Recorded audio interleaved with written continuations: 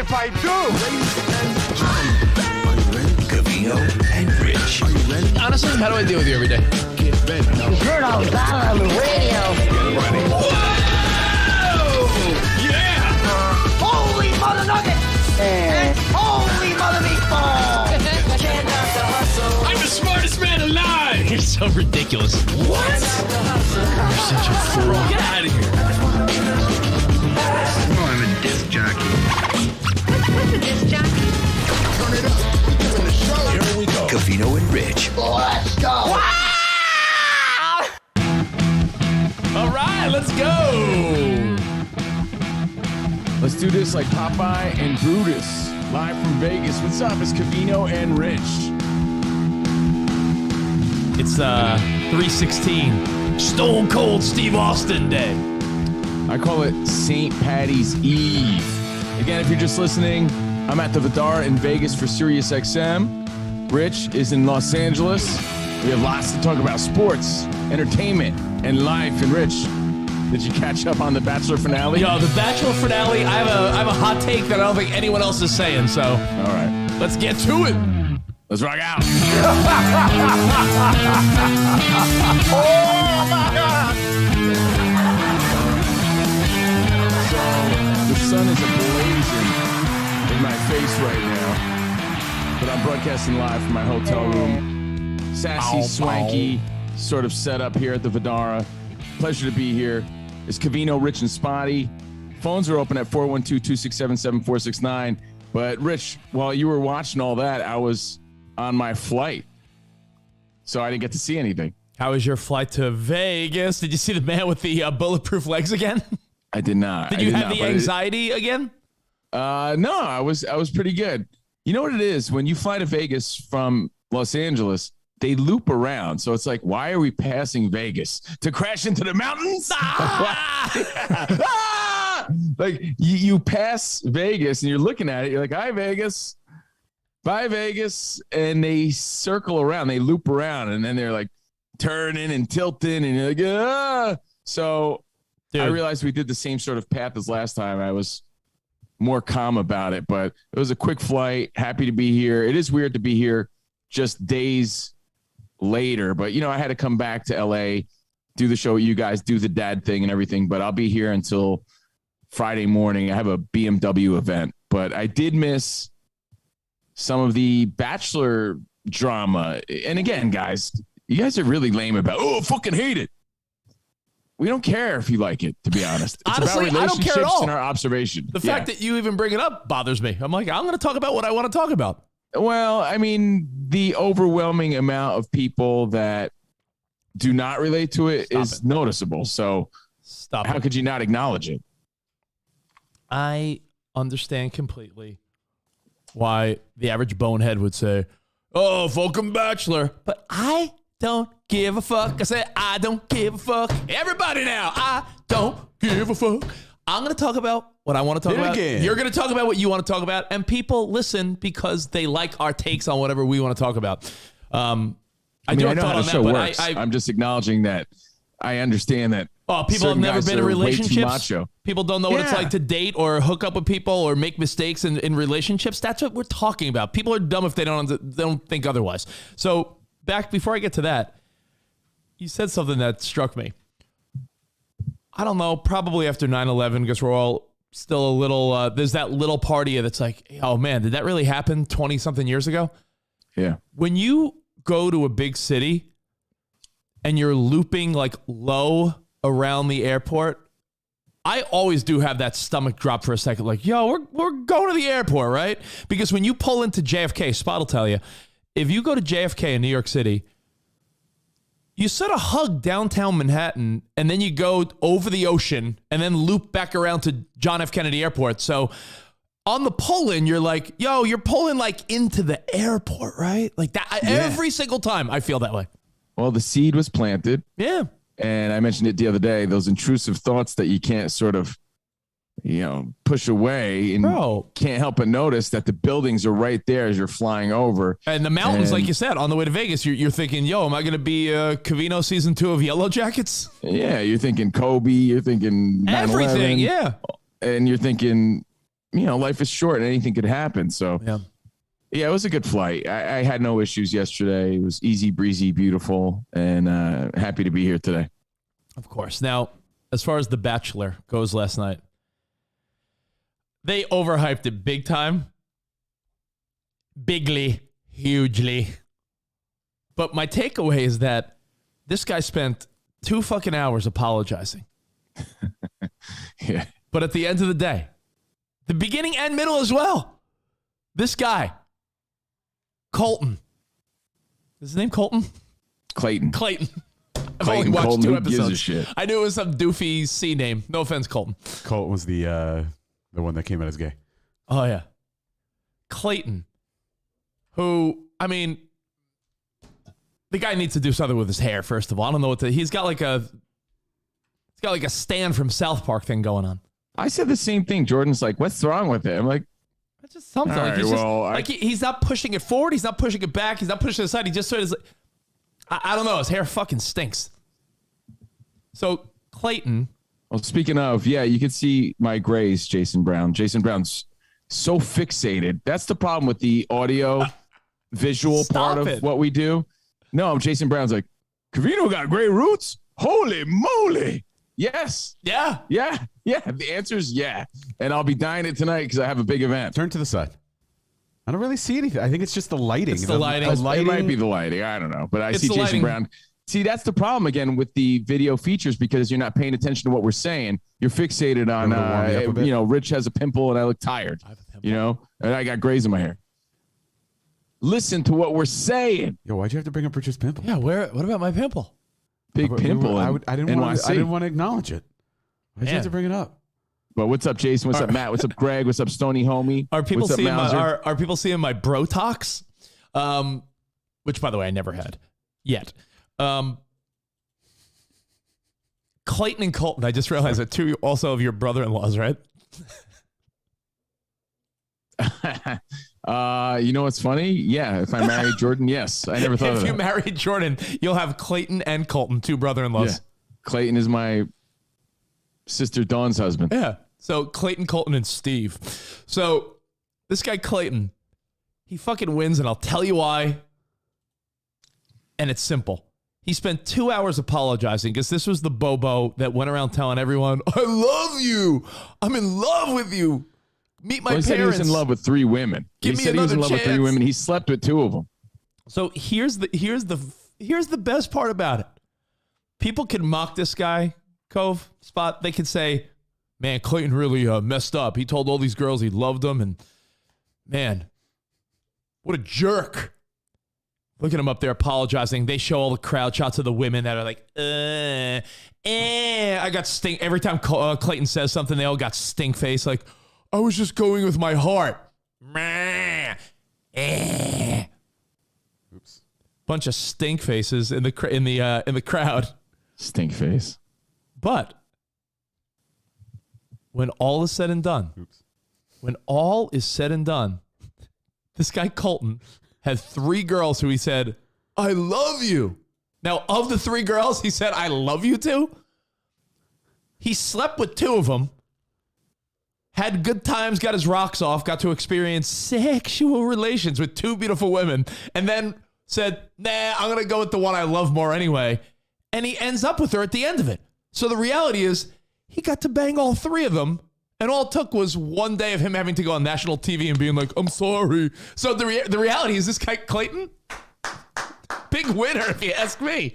Good for Covino, him. he ended up with the girl that he was feeling the most the whole time. Yes, he hurt feelings. He was zero empathy shithead. Got his dick wet. But the reality spot is that he slept with the top 3 girls on his season. And I don't know if that's ever been done. So from a sleazeball perspective, he might be the best contestant ever. From a good person perspective, yeah, he sort of led on 2 girls, but here's the catch. The 2 girls that he banged, the runners-up, they're now the co-bachelorettes for next season. So they make out as well because now they're going to be Co-bachelorettes. featured. And it's not a competition where one of them eventually is gone. They're going to both be on the whole season. So these 2 girls that got screwed over, literally by Clayton, are the co-bachelorettes. So the reality is his game was strong. He was a jerk. But if you look at it from a player perspective, Player. Did you learn anything though? I mean, that's the outcome. Did you learn anything? I learned bang that whoever you want, whatever's meant to be is meant to be. Whatever's meant to be. And when you're on a reality show, once you get out of that bubble, I could imagine that the one girl had more time to think. And she's like, well, I really do like this guy. And I guess he fucked those other girls. But if I really like him, I mean, I fucked other dudes in my life and whatever. And if she loves him, she loves him. But as of right now, it looks as though this dude got away with everything. He hooked up with all these women and ended up with the one he wanted. And the girls that got screwed over, you know what they got, Covino? They got to be the co-bachelorettes next season. So I feel like everyone wins. And my observation is all the stink faces in the crowd every time someone says something.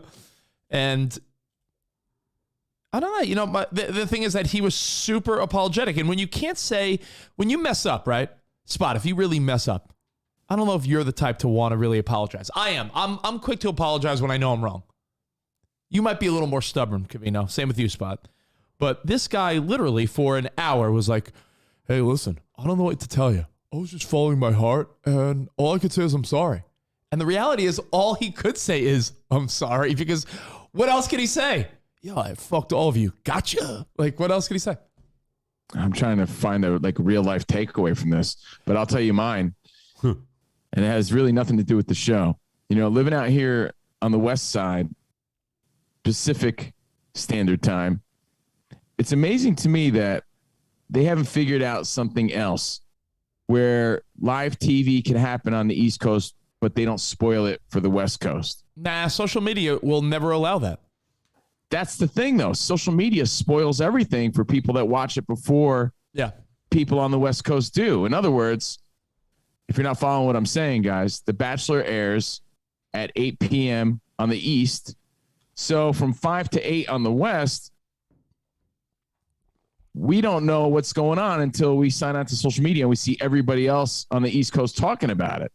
So there's a 3-hour window where there's spoilers left and right. So I saw what happened via social media, which is why I'm saying, might as well talk about it, even though I didn't watch it, because everybody on the East Coast spoils it for the people on the West Coast. Yeah, no, but it's the East Coast. I'm trying to think of any other takeaways. The fact that it's an entertaining show, that's all. And the guy got to sleep with all the good-looking women. At the end of the day, he sort of wins, I suppose. The one girl said something, and I wonder if a girl's ever said this to you. Or have you ever said this to someone else? It's sort of like you're almost trying to plant a time bomb, Covino, but I don't think it worked because the guy seems happy with the girl he loves. It's way too big. It's enormo. Oh my God. Referring to my heart. Yes, of course. How big my heart is. The one hot blonde girl, the runner-up, said, your decision to not be with me is going to haunt you. Ooh. And I was like, and then she that's how she ended. And I was like, ooh. Like, has anyone ever said to you, like, you'll regret this, Steve Covino?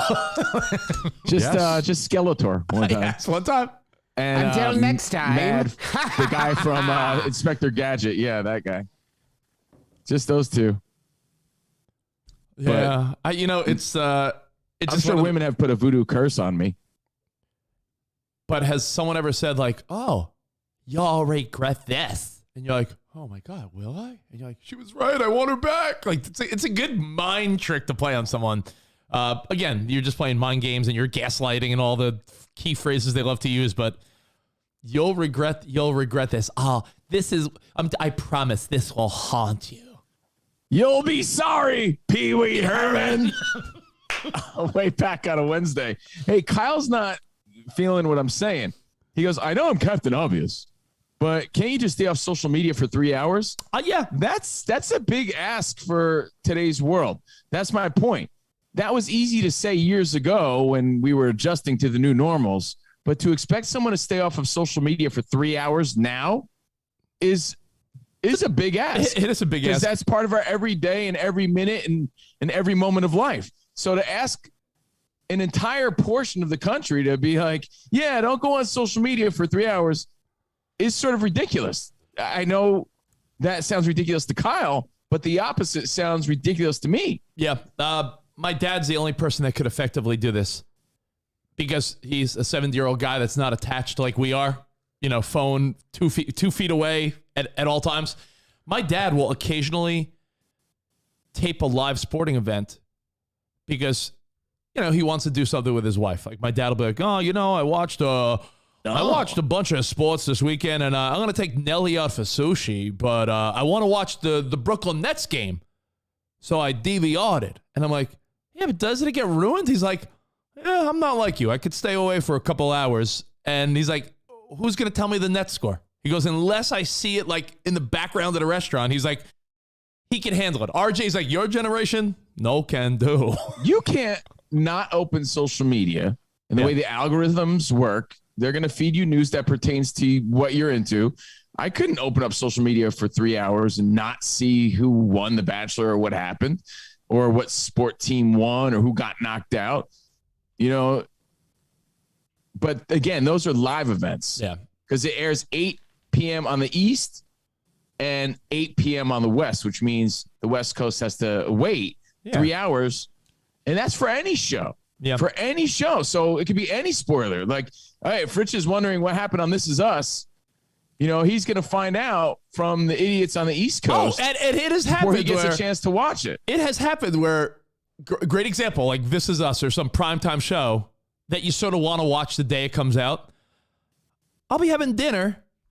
Emmy's finishing up her dinner, putting the dishes in the sink. I'm just sitting there for a minute. I just scroll like 1 or 2 times. I'm like, motherfucker. Like you see something like, can you believe Mandy Moore? And you're like, I'm telling you, it's going to become a bigger and bigger problem. And they're going to have to figure out a way to fix it because you know what? I'm less enticed now to watch the Bachelor finale. Like for what? I know what happens. Who gives a shit? So anyway, that's our takeaway from yesterday. I got to the hotel. It was really too late to do anything at that point. And yesterday I just was, sort of living my day, doing the dad thing. Really didn't do much yesterday. Just happy to be here and get the show going. Any final thoughts on the whole idea of this guy walking away? Is it sometimes when you rip the Band-Aid off, then you don't care anymore? Like, when you have to break up with someone or leave a job, or you and I have always said the tough thing, like to break up with an agent or fire an employee. Like, do you think once you say it, it's like that's the hardest part, or is it the aftermath? Like when this guy's like, I'm picking her. Sorry, ladies. Bye. Like once he says it, he's like, oh, I said it. Now I don't care anymore. Yeah, saying it is the toughest. Yeah, like if you would dealing with it is like, whatever. At that point, once you say it, like if you have to fire an employee, like, hey Johnson, I know you worked for my company for 8 years, and but we're good buds, right? I've loved working for you. Yeah, it's sorry to hear you say that because we're gonna have to let you go. Bunch of cuts. It's funny you bring it up. Brian Cashman, Yankees general manager, spoke exactly about that yesterday in regards to releasing Lazy Sanchez. Mm-hmm. He said, the guy has been in our organization since he was a kid. I like him personally. He's always been a Yankee, and, he always did his best for us. And, that's always the hardest part of the gig. But again, that's why the bosses make the big money. They have to make these hard decisions and do these hard things. So he said, he understood, but it was difficult. And that's just part of the gig sometimes. And some people, honestly, bro, are way better at it than others. Oh. You think Brian Cashman gives a fuck? I don't think so. I think he might a little bit because, again, Gary Sanchez is a homegrown guy. He said he liked him personally. But for the most part, certain guys like that, they're way better at it because they just don't give a fuck.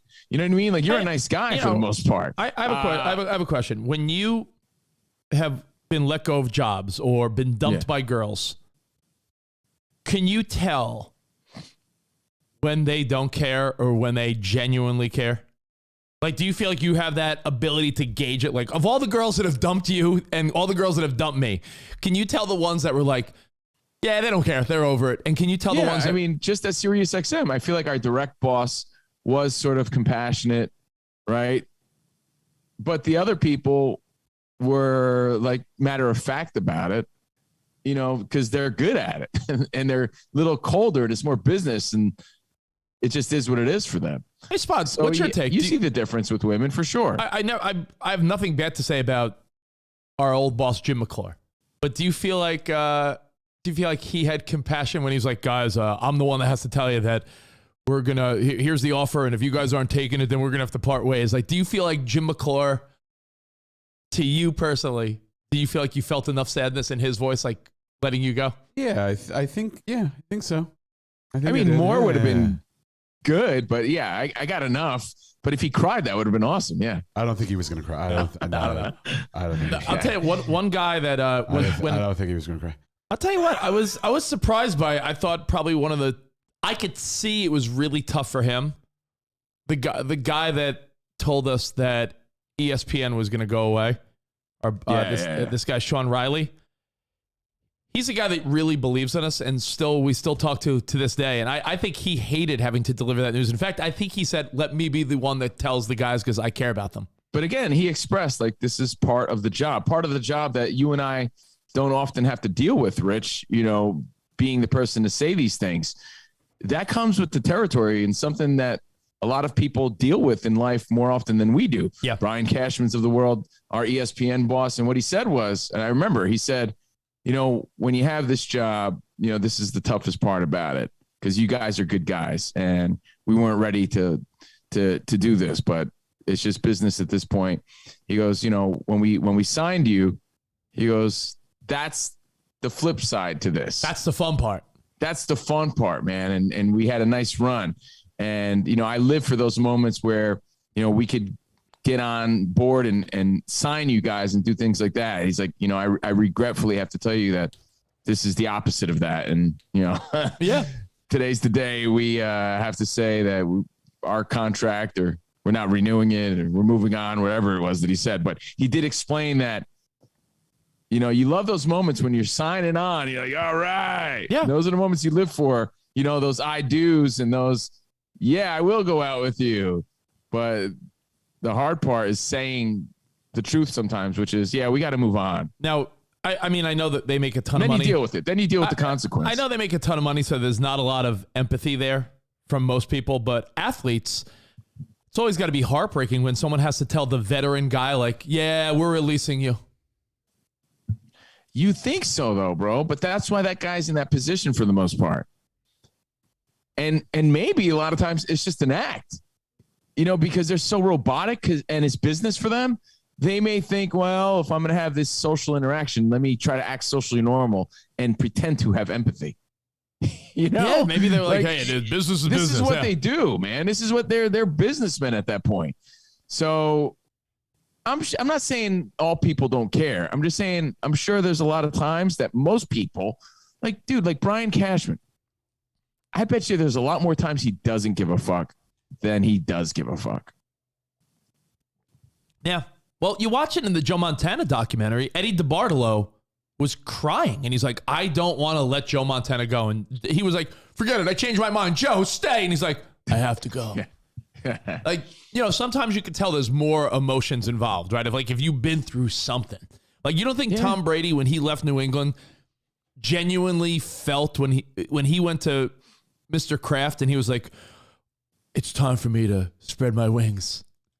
You don't think they cried a little bit or got a little emotional? They won 6 Super Bowls together in New England, and they ran it together. So very much like a DeBartolo, Bill Walsh, Joe Montana. Very much like a long relationship.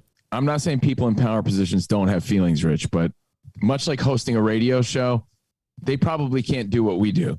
But after doing it so often, it becomes easy. Yeah, no, you're right. I can't argue I'm you there. sure after years of doing what they do, they're there in that position for a reason. That shit has become easier, and they're trying to build the best team possible. And if you're not pulling your weight or we can't afford you, sorry, man, we got to let you go. It's nothing personal. Yeah. It's been fun working with you. That's easy, way easier for a lot of people than it is, for guys like you and I, because we just aren't in that position. I remember one time you and I realized we were making no progress with an agent we had. And he was a really nice guy, but like every agent, to bring you guys behind the world of Covino and Rich, every time you meet a new agent, the whole point is you give them a little cut of your contract, a little cheese off of the top. But their whole thing is, Did you request cheese in your contract? a little pepper Is jack. that an expression or you just made that up? Little cheese. Little Little cheese. cheese, like not icing or like just cheese. People say cheddar. Little money. Little cheese. It's my night cheese. Oh, okay. I'm actually picturing like pasta with a little like Parmesan. No on the top or something. Parmesan. Maybe a little mozzarella. Like fresh Parmesan. I said, hey, fresh Parmesan. Hey, Hey, like a little Romano, a little, I didn't think you meant like cheddar, Cheddar. as in money. I think he meant cheddar, little cheese. Nah, but he said cheese. No, I was thinking more of like a Mexican like cotija cheese that you put on top of like some quesadillas. Hello, what is it? Is it cotija? Right, Spot? Cotija. Cotija. Little cheddar, little cheese. So an agent, the whole deal is like, yeah, we'll take a cut, but don't you worry. And Covino and I and everyone has heard this song and dance a million times. It's not gonna matter. Hello, my baby. Hello, my honey. Hello, my ragdoll gal. I was thinking the same thing. So. Yeah, the song and dance they sing is that, and then they say it's not gonna matter because we're gonna make you millions. And then you're like, well, I guess you're right. I won't care if you're taking a percentage if you're making me millions. They take the a last little. time we had to fire an agent because we weren't making millions. Actually, no, 2 times before that. Let me tell you. I think Rich and I flipped the coin or something, and I had to do it. Yeah. And it was the worst. The guy hung up on me. Yeah, are you kidding? He hung up. It was the coldest shit ever. Never talked to him again. Yeah, but once you said it, you were like, I have like every so often I'll see this in my phone when I'm scrolling through photos. I have a screenshot because I remember you made the call and then you went to or you left or you went to get something to eat. You sent a series of text messages that were like, "That was the worst call ever. I can't believe that. That really sucked. I mean, oh my god, it was the worst. Dude, it was the that's most what I'm awkward saying. phone call ever." Yo, I you remember were saying to the serious? guy, yeah, we're going to have to, cut our What if I can ties as find far it? as working relationship. But man, we really love you as a friend. Click. Are you fucking kidding? Click. That was it. are you kidding? Are you kidding? You guys haven't had the best track record with agents. No, And that's then why. our That's why. last That's why. agent, I think, Super I don't even Agent Troy remember how we Wyman told him. doesn't have a lot to live up to. Yeah, Super Agent Troy Wyman is if he tickles our balls a little, he's our best agent. Don't get comfortable. Yeah, but no, let me tell you, it's uncomfortable. But the breakups, the phone calls, all that shit has to. Once you say it or do it, I guess you're right. The damage is done. Ripping off the Band-Aid. Ripping off the Band-Aid. That's the hardest part. Well, Rolando hit us up saying, Rich, my wife is insulted when you said cotija cheese and a quesadilla. I meant as a garnish. A lot of times that you go to a fancy place spot. What are you saying, a quesadilla? Yeah, I don't mean like Shame. on a quesadilla. I mean like sprinkled on top. Like out here in LA, I noticed most restaurants on top of your guac, on top of your quesadilla. It's usually on top of guac. Or quesadilla where they do like a garnish, just a little sprinkle with like a little thing of parsley or something. Covino, there was cotija cheese on top of our guacamole at Javier's. Cheese off the top. No? I love it. Yeah, no, it's always great. I'm reading the feedback. Get the and Michael says, how about the time Spot told John Bastow to get lost? Fitness made I simple. never told him to get lost. I know. That's so funny, though. I really, if anything, pulled the fade on him. I'm like, yeah. And I just kept putting him off and putting him again, off. the backstory, if you guys don't remember, we were good pals with fitness guru, Fitness Made Simple's John Bastow. I love how you're going to put And this on me. he started overstepping his boundaries with our contacts. And our contacts and colleagues were telling us, hey, tell your guy to back off, because he was very persistent and pushy. So all Spot did was tell him, like, hey, guy, you're rubbing our colleagues the wrong way. Like, back off a little bit. And he took it personal. That's really what happened. I'm telling you, I really pulled the fade with him. I just kind of, I don't pushed him off. And I'm not mad at you about it, Spot. I'm just saying Covino just nailed it. That's what it was. It was, imagine if someone goes, hey, Rolando, you work with Tompkins, right? And you're like, yeah, I work with Tompkins. Yo, can I have Tompkins' number? And you're like, and you're reluctant, like, yeah, sure. Here's Tompkins' number. And then that guy starts fucking harassing Tompkins. You're like, yo, dude, I didn't give you his number to harass them. John Bastow. But harasses Tompkins for favors, not even like John business Bastow was calling SiriusXM. conversations. He was calling SNY. John Bastow was calling every employer we had, being like, "Hey, I have some different ideas for work, dude, bros." Like, and it's like, yo, stop bothering people on our behalf. Covino and Rich gave me your info. Yeah, and that was putting us in an awkward scenario. And they actually came to us and asked us to tell our buddy to back off. He's a little too persistent. And we're like, and he took it personal. Yeah. So that was the end of that relationship, and none of that shit was easy to do. So anyway, to tie it for full circle, that's what he took it personally. Clayton from The Bachelor had to do last night, but he ended up banging everybody. So good for him. Yeah, that's my big takeaways. Covino is that. Yeah, he was a doofus. He shouldn't have told 3 women, "I love you. I'm in love with you." But if you look at the outcome was he was the Bachelor. He went on all these glorious fantasy dates. The top 3 girls, he slept with them all and ended up with the one he loved. So, truthfully, this Mo Sucker won. I don't care what anyone says. He looks like a jerk because in that moment he was. But when we fast forward and no one cares in like weeks from now, and no one even in that Bachelor world cares, he's a winner. Well, you know what? In fact, he created the opportunity for these 2 girls to be the Bachelorette, so they should thank him. Yeah, and I'm sure he's happy about that. The truth is, though, in life and on this stupid show, he may have been just confused, dude. You know, feelings are hard to figure out sometimes. Oh. You know, so clearly he was confused. I don't think he was being malicious, but, you know, to be in love with 3 people is a little bit of a stretch. No, he had to let 2 of them go. He's happy. Everybody's happy. The end. My wife brought up a great point last night when we went out for Grandma and Grandpa are in town. So Sarah and I we went up the street just to have one drink at the bar and an appetizer just to talk and hang out. Truthfully, it's weird when you got the 2 little kids running around. It's like, when was the last time we had a conversation that wasn't about dinosaurs or bubble guppies? So we had a little... Was it wrong that I ordered a Moscow Mule? I felt wrong. I was like, can I get a Ukraine Mule? Kiev. That's funny. Kiev something. Could I have the Russian Mule, the Moscow Mule? I'm like, oh. So we go to have a drink and we're chatting, and Sarah's like, I found it really interesting your thought today. And I was like, oh, which one? I am very interesting. Which interesting thought? I know I'm brilliant. What did I say, babe? But her statement there could like go either way. Like, right? I don't like the tone of what she said. I found it very interesting, which means I'm preparing myself for like, oh fuck. What did I say? What did I say that was so intriguing? Tell me more. Like, did he have a car? Sarah said, under those circumstances, she goes, you gave Covino and Spot the hypothetical of what if the final 3, 4, or 5 girls on The Bachelor were the 5 girls that you had the most feelings for in your whole life, but you met everyone at once. The most compatible best girl for you would possibly not be the one you choose. You would choose the one that glamours you over the extent of a reality show. You follow? Yeah, but we also made the point that, yeah, it's tough because timing was everything. You don't know if you're with the right person because they're the best for you. But like, they were the best in that moment and the timing was right. Like Sarah's point was, one of my exes could be very charismatic and very, very good at winning people over. Now, that type of ex probably would have beat Sarah on my Bachelor season.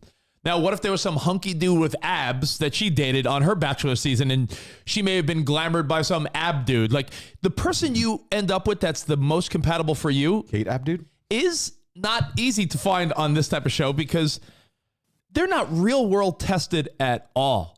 Like, yeah, the cheesy charismatic guy or girl is going to win every time. But then when real life starts, you're like, yo, this person's a pain in the ass. Way back on a Wednesday, you know who was real world tested? That guy Puck. You remember that guy Puck? From the real world? Johnny Bananas? That guy was real world tested. Puck. Poor Puck. He was. But his fingers in the peanut butter. No, Rich, so how did you fucking swindle your way out of this one? Tinder swindler. No, I agreed. I said, you know what? If I had a season of The Bachelor and it was like Sarah, Jen, Kristen, all the girls I dated, Sarah and I are by far the most compatible of anyone I've ever dated. But in that scenario where you're basing it on who could be like charming in little doses, Sarah's like, I don't know if I would have won, because she goes, it takes a minute to get to know me, and some people are a little more out there. She said, what if Captain Romance came in and I didn't get to see what I love about you? It's a very interesting premise, because when you've narrowed it down to a handful of people you like, then it's like, now you're just guessing, right? Like, because this guy picks this girl, now living together, work schedules. Oh, you have 2 dogs? I don't fucking want dogs. Like, every little element of real life comes into play, where you could very well be like, oh, like in the Bachelor world, you're the best answer, but in real life, you are not the best answer. Yeah. Right? I mean, Yeah, I wish there was more clarity with those things, right? no, but I mean, it's Like, a remember in your final single days, Rich, you gave the hypothetical of like, imagine you were at a concert and you were able to see like, yeah, that chick would bang me, that chick would bang me, that chick would bang me, that chick would. It was it's my favorite. I wish it was an app I could do in some futuristic episode of. But with that line of thinking, though, wouldn't it be so cool if there was some sort of little sort of thing implanted in our head where we could see visually like compatible? Yeah, why can't we figure that out? It'd make decisions so much easier in life. Yeah, no. Think all the troubles that you may have with a girl you've dated, you may not see on fantasy dates for 2 months. So that's the crazy part. Well, hey, hopefully you enjoyed The Bachelor. Hopefully you enjoyed your trip to Vegas, Cove. I know you and Jordan are gonna have a little romance time, which is nice. Well, today, Don't get married in Vegas again. No, I'm not gonna make that mistake twice. Okay. At least I don't think so. Why not? Maybe I'll go say what's up to Chum Lee while I'm here because I got some downtime. Today, I'm not really doing much. I'm going to assess the scenario. Again, I'm hosting something for BMW. But that's not until tomorrow. So today, it's just dinner, drinks. We're going to see a Cirque du Soleil show. Oh, which one? Called Ka, which is funny because I don't know if I've ever seen it. I forget. Like, I'm at the point in my life where I'm like, I don't think I've seen it, but I'm not positive. I might have. But either way, hey, I'm good. Let's go. So I'm excited, for that. So we're just doing dinner, a show, and then, just wherever the wind takes us. Maybe see You're going to the Win? Tape Face or whoever else is out here. I don't know. Wow. Yeah. So no real plans other than that. We're going to stroll around today, maybe go shopping, after the show. So it's good to be here. And then tomorrow is my event. Green door? But I have a question for you, Rich. Green door action? Go to the green door. Green door action? Yeah, that's totally Jordan's speed. The green door. Go to the green door. You don't have to, you don't have to participate. You can just watch. That Ka is tremendous. So I'm excited to see. Yeah, I don't think I've seen it. I saw the O show. I saw the Michael Jackson one, I think. I feel like I've seen one other one. I thought that was Ka maybe, but it's not. You know what? You saw Love with me. No, I never saw that. You and Spot. Oh, we saw Love together. Spot. Yeah. I thought I saw. Oh, I was with you. I thought it was with Covino. No, I've never seen it. I've never. Hey, by the way, that's an interesting thought. And I don't want to sound like Bing Bing Radio, the Bing Bing podcast all over the place. But I was thinking about this the other day. Before I talk about movies, okay, guys? We're going to talk about movies next. Oh, movies. You ever think of just reaching out to an old friend to remind him that you were there for like a random moment? Because a lot of times in my life, when I think of like things that happened to me that were, man, that was so crazy. I don't remember who I was with. I never remember who I was with unless it was like just such a significant sort of thing. I'll be honest. You just said the Love show, the Cirque du Soleil Beatles Love show. I could, if you told me, oh yeah, we were all there, Spot, me, I would have said sure. If you said I wasn't there at all, I would have believed you too. I don't even know who I saw that with. That's what I mean. Like the other day I had a thought. Thanks. And it's so stupid. I'm not even gonna explain it, but like it was like a really funny thing that my high school friend did one time, right? But it was funny in the moment, but dumb. But people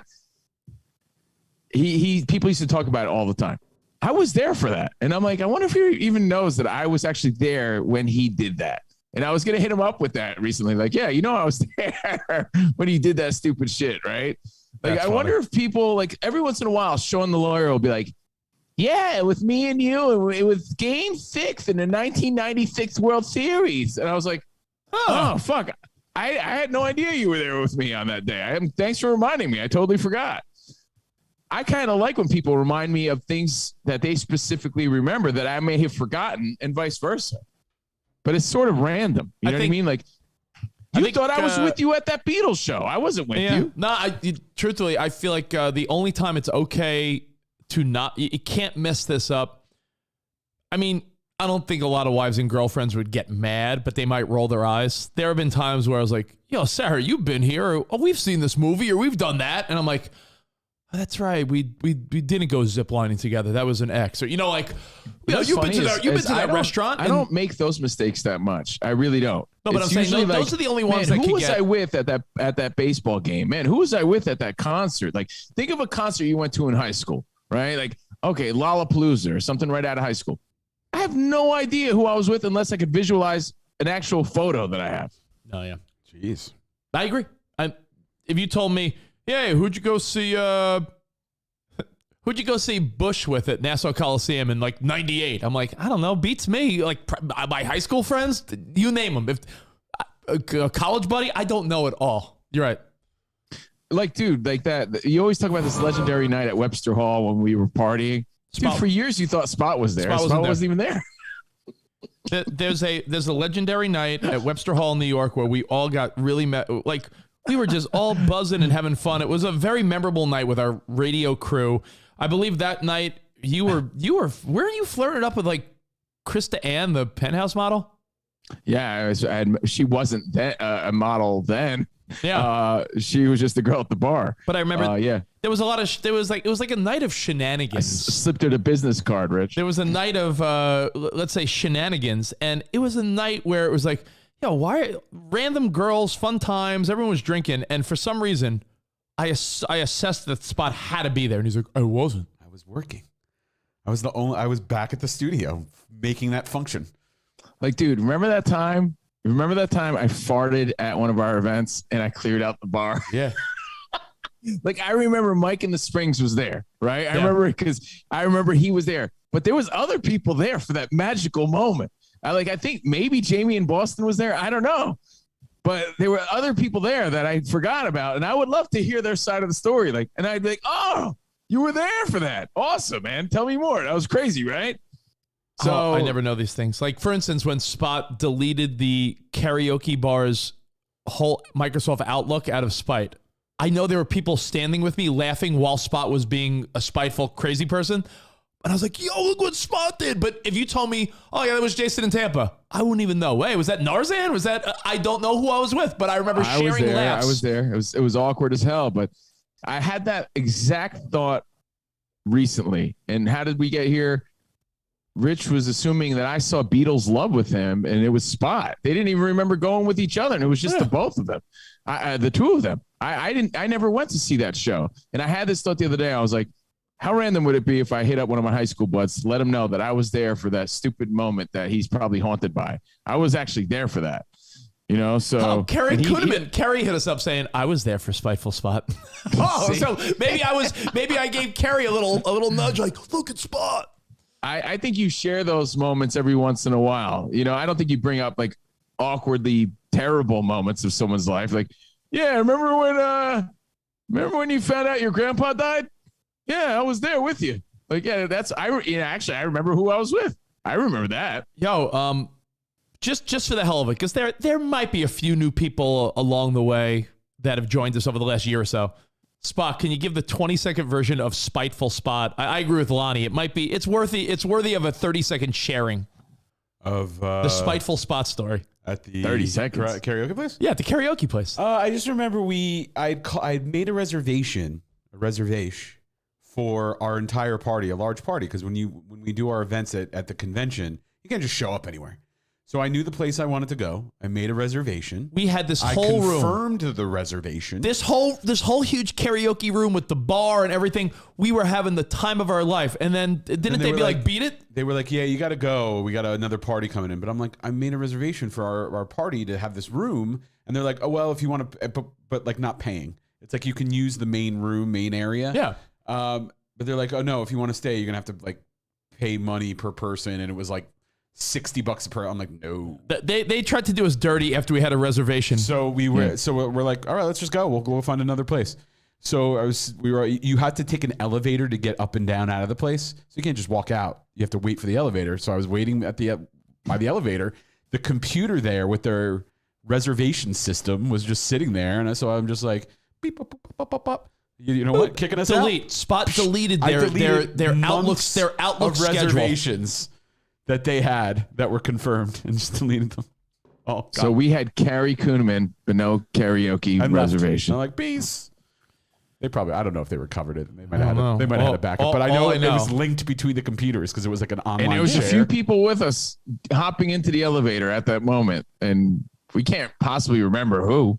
So that's my point. It's fun to be reminded of, especially sporting events and concerts. Like, oh, who was I with? If you don't have pictures to remind yourself, your memory is blurred. It really is. I never, if you ever go to New York and you want to avoid the place, I know what it's called. It's called The Spot. Because that kind of is why The Spot. It's called The Spot. It's called The Spot karaoke. So just go somewhere else. Yeah. Well, Covino, it sounds like a really awful machismo thing to say, but the older we get, when stories come up, I genuinely forget what I did with people. Like, if you told me, oh, yeah, you slept with that girl, I'd be like, oh, I guess I did. If you told me, no, you just kissed her, I'd be like, oh, okay, I did. Like, I've lost the memory of some of those years of my life where we were just having a lot of fun and doing God knows what. But there are people where if you're like, yo, whatever happened with her, I'd really have to be like, I don't. So you don't frequent the spank bank? I don't. It's a vault that I don't know how to open sometimes. It's I'm like, closed. You forgot the combination. yeah, like like you and I sometimes you'll show me an old picture and I'm like, oh yeah, I remember that girl. I think I made out with her. Wait. You don't even remember interns we had like 2 months ago. I know. Yeah, that happens though. Like, A, you got dad brain. And B, like there's only a certain amount of storage that you got. So for every new thing you learn, you forget some old shit like that.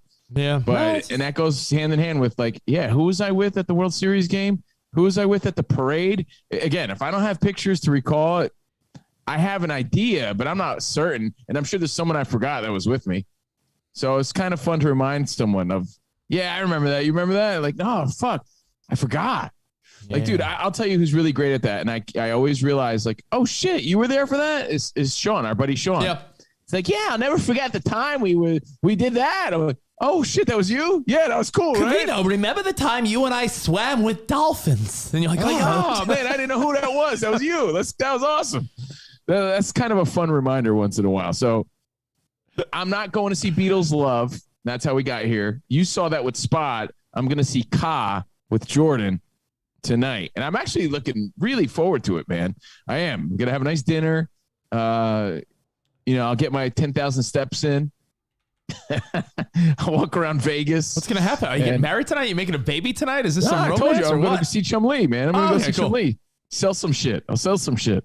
So, Rich, there's this like nerdy website. I don't know. I think I sent Spot the article. I might not have. I don't know. But then I started falling into a rabbit hole of articles and people's comments about the Adam Project, right? So we're talking movies I thought you now. fell in a rabbit hole looking at Danny Tartable's stats. I find it funny. Covino and I randomly have in common that I'll randomly look up some old guy's stats and I'm like, how good was he? I do that all the time. Spot, what's Always your version of that? Reference. What? What's your version of that, Spot? Like looking up like an IMDb or something? Yeah, I guess so. Yeah. I'll look up or I'll see someone. Yeah, because you're real good. Like Spot's like, yeah, Laura Linney, she was in this, and this. I'm like, is that because you've referenced it, or is it because you like? I think the top three of this. Someone's stats in like fighting or baseball or football. Yeah. So you'll check their year to year, their stats, their IMDb, see how good they were. The IMDb, someone's like acting resume and like some sort of political thing. I just want to know what I knew them from because I remember people. You just like knowing their, No, but Danny Tartable, I only bring that up because Covino and I were in the RBI from 1985. It's like, okay. We were in the car together, and when you're a kid, you're like, Danny Tartable was a stud. What happened? And then, because you had his card. We looked it up. We're like, shit, this guy was killing it. And then it all tied together, Spot, to bring a story full circle. Why did Danny Tartable leave Major League Baseball early? A foot injury. And we happen to talk about that the same day, how the foot could take people Deion out. Sanders. Yeah. Deion Sanders got his toes cut off. I think that was it. So I fell into this rabbit hole of nerds really fired up about the Adam Project. And I realized that I noticed what they were so hung up on, but I looked right past it and just I continued watching anyway. I didn't notice anything. completely acknowledged it when I first noticed saw it. it. I'm like, huh. I said Yeah, but that. what I didn't know was I'm like- how much backlash that would garner from fucking nerds. Well, Right? So nerds need to again, let it the go. Adam Project is the movie with Ryan Reynolds, Mark Ruffalo, that cool Jennifer kid. Garner, and this kid that stole the show. But there's also a woman named Catherine Keener in the movie, and I'll talk about her in a second. Would you say, Spot? No, I was gonna. Let me get that kid's name, because he deserves. And by the way, the kid that is young Ryan Reynolds, that's his first role. Walker Scoble. What is it? Walker Scoble. Walker Or Scobell. They're saying that Scoble. that was his first movie ever. He was And great. They're saying that could be a breakout role where he could be a little kid star now. Yeah. Yeah, he should be on Stranger Things. Like, he should be part of the new cast. He's great. Yeah. He's really likable. Yeah. Yeah, for sure. Agreed. He made me want to watch that, like, with Melody, because I'm like, oh, she'd probably like this kid. Yeah. So I'm watching the movie, and Yeah, he's it was good. I was enjoying it. Whatever. He's gonna be in The first hour of the movie, I was really enjoying it. First hour of the movie, I'm like, this is great. Yeah. Next 46 minutes, I was like, yeah, it's all right. But not even what I'm focusing on. So when I'm watching the movie, I realized there was a scene, again, it's a time travel movie, and there's an old Catherine Keener, older, like today's Catherine Keener. Catherine Keener, you might know from The 40-Year-Old Virgin. She was Steve Carell's love interest in The 40-Year-Old Virgin. She plays like the business partner and like the let's be honest, like She's the villain. one of the villains. One of the villains in the villain. movie. And you She's learn the that very villain. quick. She's the villain. Yeah. But they time travel, and now there's a younger Catherine Keener, and then there's an current day, an older Catherine Keener with the younger Catherine Keener. But they use a CGI effect to create the younger Catherine Keener. They don't use a different actor, different actress. They use a CGI thing, like it's Mandalorian, like The Irishman. the Irishman is a great example, and I was going to bring that up. But Catherine Keener has acted for a while, so young Catherine Keener exists on film. So I imagine they just took young Catherine Keener on film and kind of did something where they put it over an actress to make it look like young Catherine Keener. So essentially, it's a deep fake, guys. They use a deep fake on young Catherine Keener, and it's so fucking noticeable that I couldn't help but like fixate on it for a little bit and be like, I just don't think that's working for me. But I carried on with my life. Now I I feel like, how not observant am I? Because I watched it Horribly unobservant. but I watched it. mean, you're the worst if you don't notice. So I watched it and I knew it was. I think while I'm watching, I'm like, oh, that's like that. I wonder what effect they're using, but it didn't stand out to me where I was like, wow, that's terrible. Like I kept watching. Terrible. No offense, but I think it's Catherine Keener is like someone you don't even think twice about. Yeah, but I went. You probably don't Agreed. even remember her from any film ever. No, I agree. But what I'm saying, Spot, is in that scene where she gets off the spaceship and it's her and the younger her and they're together. Rich, it's bad. No, you know It's what it is? really bad. I'll watch it again, but my first instinct, Cove, is, it's like a little edit of her, but it didn't blare out to me like, how could they let this slide? Like I didn't think it was that bad. Maybe I gotta watch had it all again. those thoughts, but again, I still carried on. I was Wow. like, yeah, I'm not going on a blog to complain about it. I'm not going to tweet about it. My life continues. I think they could have done a better job. That's really what I was thinking. Now I have to look it up. Remember like when The Irishman? It was terrible. Remember when movies used to just reference people in the past, like they would use childhood photos of them that they would edit in or Photoshop into like the other character in the movie, and it would be like, okay, so that's the young person, but now they're taking the young person and making them move, and it just looks bad.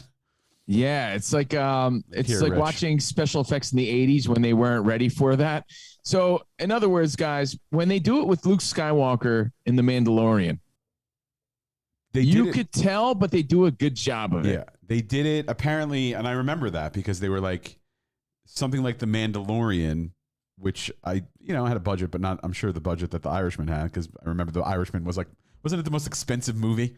Yeah. The Well, Irishman. Spot, you remember the story there, right? Like there was some kid who could do it better from his fucking bedroom, and some kid actually did his sort of face swap, his deep fake from home better than they did at Disney for The Mandalorian. Disney ended up hiring that guy, but they still do a better job than what they did with The Irishman and the young De Niro and Pacino. And for this Netflix movie with, I'm sure, a pretty decent budget, I was so surprised how bad that special effect looked. Anyway, I'm watching right now on my phone. It looked terrible. The Rich, hard terrible. Well, your phone's not going to do it justice. It was terrible. The hard it was part terrible. is, so here's the point, though. The point of the story is this. I think the hard part with all these situations, with The Irishman and with this, is that you have point of reference. So when you have point of reference and you see it in reality, you're like, that looks nothing like what they looked like when they were young. It just looks weird. Go. It's weird. Yeah, it's weird looking. It's like when you watch an 80s movie from today's perspective and you realize how fucking bad those special effects are. Large Marge. So, Large Marge was actually kind of cool, but you watch any like Superman movie or anything from the 80s, you're like, man, that looks terrible. I'm trying to think of like a good example of one where it just looks so bad. I'm watching the final scene when they're all standing there together, and I'm not seeing it being so terrible where I'm like, that's terrible. Maybe. Well, let me pose the question then, just so we could move on. Again, I fell down this rabbit hole, and what I realized was there were so many people, Rich, where you and I and Spot, we all noticed it, but we sort of moved on. We never even brought it up. Rich didn't notice it. Rich didn't notice it, barely noticed it. I'm noticed watching it right I was now on like, my wow, phone, that's and tell me what pathetic. you're seeing. Spot, come over here. Sit next to me a second. The rabbit Tell hole me what you're seeing. that I fell in was I these don't know nerds I'm get going to on these. see what I've seen. I've already seen it, so I can't look differently. Go ahead, Covino. Sorry. P10 says, what effect am I using today? None. This is called natural sunlight from Las Vegas blaring in my face. There's absolutely no effect or deep fake on me today at all. But what I noticed is that there's a group of nerds that were appalled by this, dude. Like, they're like, how could they fucking ruin this movie? It was absolute terrible, like garbage, like the worst. And like, you start seeing all these other people shitting all over how bad it was. And how could they do that in today's world when there's so many people at home that could probably do it better? Bill Jackson could do a better Photoshop. Cloveman could do a better deep fake, So there's a whole side, like where there's a lot of people that really appreciated the fun vibe of the Adam Project. There's a whole sector of dorks that are like, they can't look past it. They think it was the biggest piece of shit ever. And, I just carried on. I made the mental note, like, that's terrible. And I went on with trying to enjoy the movie. But there's a whole, again, little like subculture of like hardcore movie dorks and special effect computer geeks that are like, it is like pathetic. So my question is there anything else that like you were into it, but maybe it was like a miscast or a song or a moment or bad acting where you really just couldn't get past that and that was it for you? Yeah. Because apparently there's people that could not see any value in this movie because of that. I feel like it just looks very fake. I still don't see it. Rich doesn't see it at all. I still don't see it. But he's watching it on his phone too, so it's not gonna. Well, I don't have a TV in front of me. I right know, now. but like you watched it on your TV, right? Yeah, I watched it in my TV at night, and it looked beautiful. It really, I think, to me, is accentuated during their first meeting. Rich is watching the ending scene. It's really noticeably bad. It's really noticeably bad. Okay, I'll check it out again. It just looks artificial. Like All right, there's nothing real. And then the thinking behind it was like, if you're going to be that bad in a movie that millions of people are going to watch, right, with a pretty decent budget, Still number one on Netflix. with all these special effects, hire a younger woman at that point. Just hire a younger woman to play that role because the technology or the people involved were not ready for that sort of effect. they just weren't ready for it.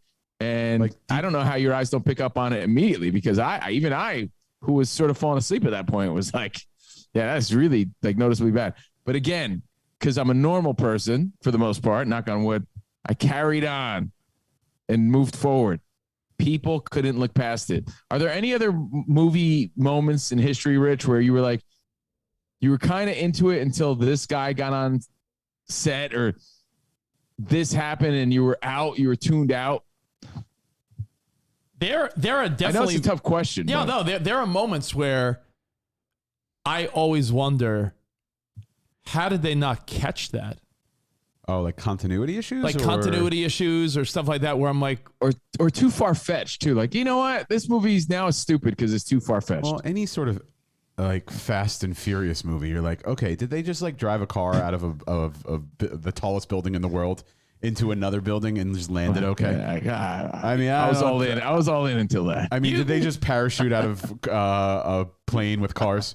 Like anything that they do in the Fast and Furious movie, you're like, don't think that's real. Covino, you made the point the other day. There was a moment in a movie called Executive Decision back in the day where he died in the movie. Spoiler alert. But Steven Seagal was hanging in the air, 30,000 feet in the air, with one hand on one plane, one hand on the other plane.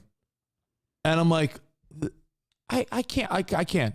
Turn it off. Like that's I can't watch Steven Seagal hanging 30,000 feet in the air with one hand on two different planes. like that's why like Tom Cruise, right? Hate him all you want for his weirdness. He does a lot of actually crazy shit as like stunts. Like he'll do them himself.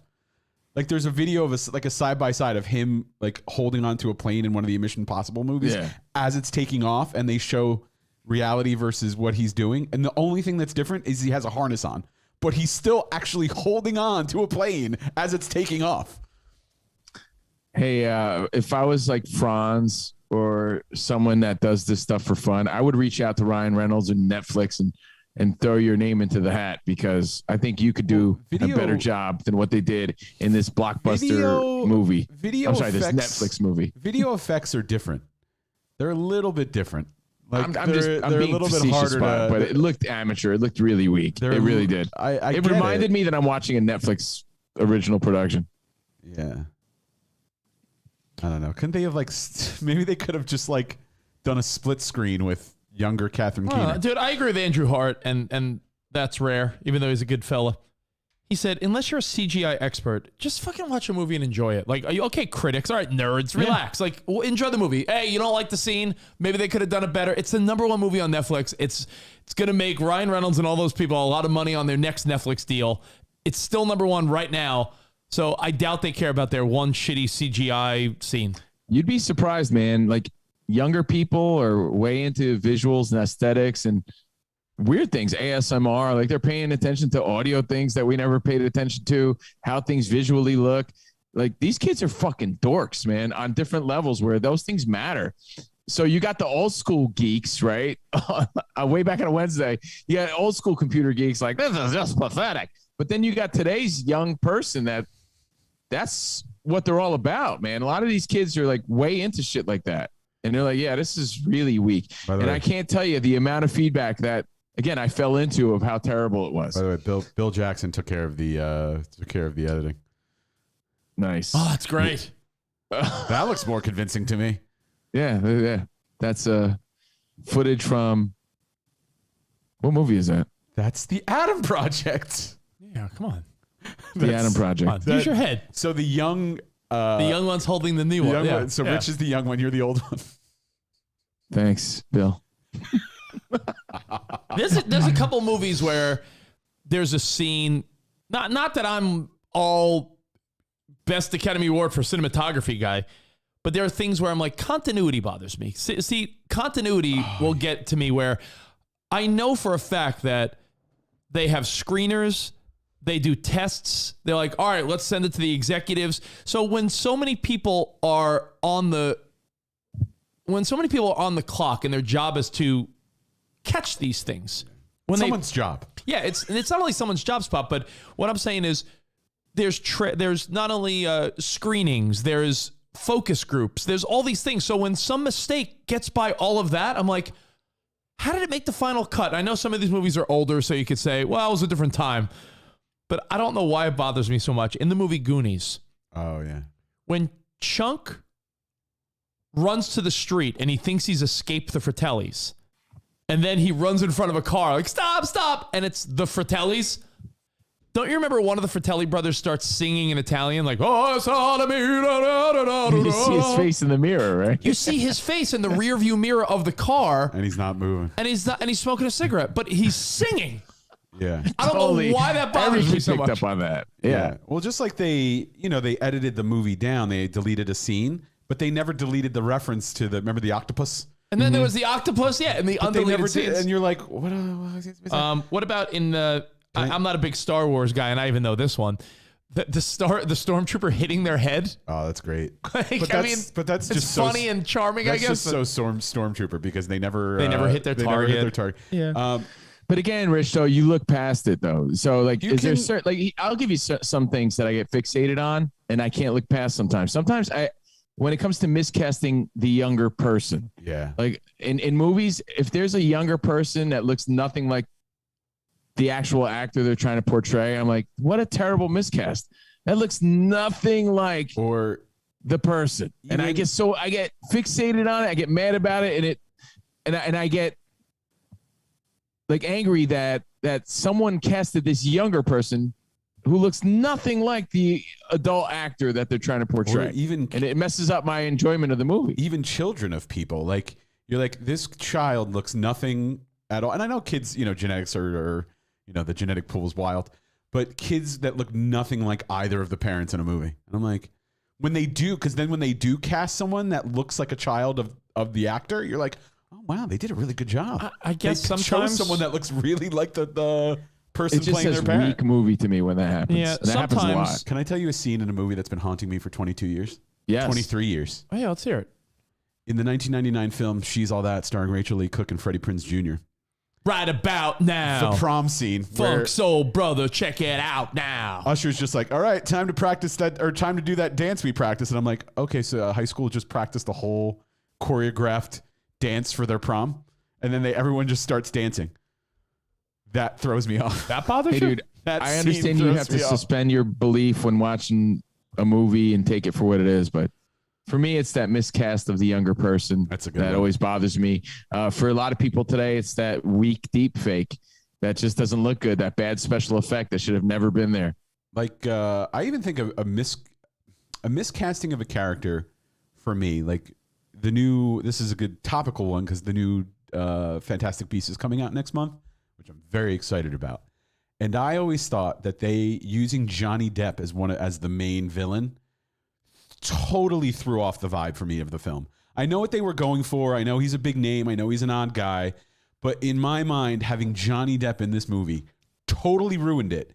And Dude. now the fact that Johnny Depp went through all his personal shit and they removed him from the film, the guy that they've now chosen for the third movie to be Grindelwald, I'm super excited about this movie now.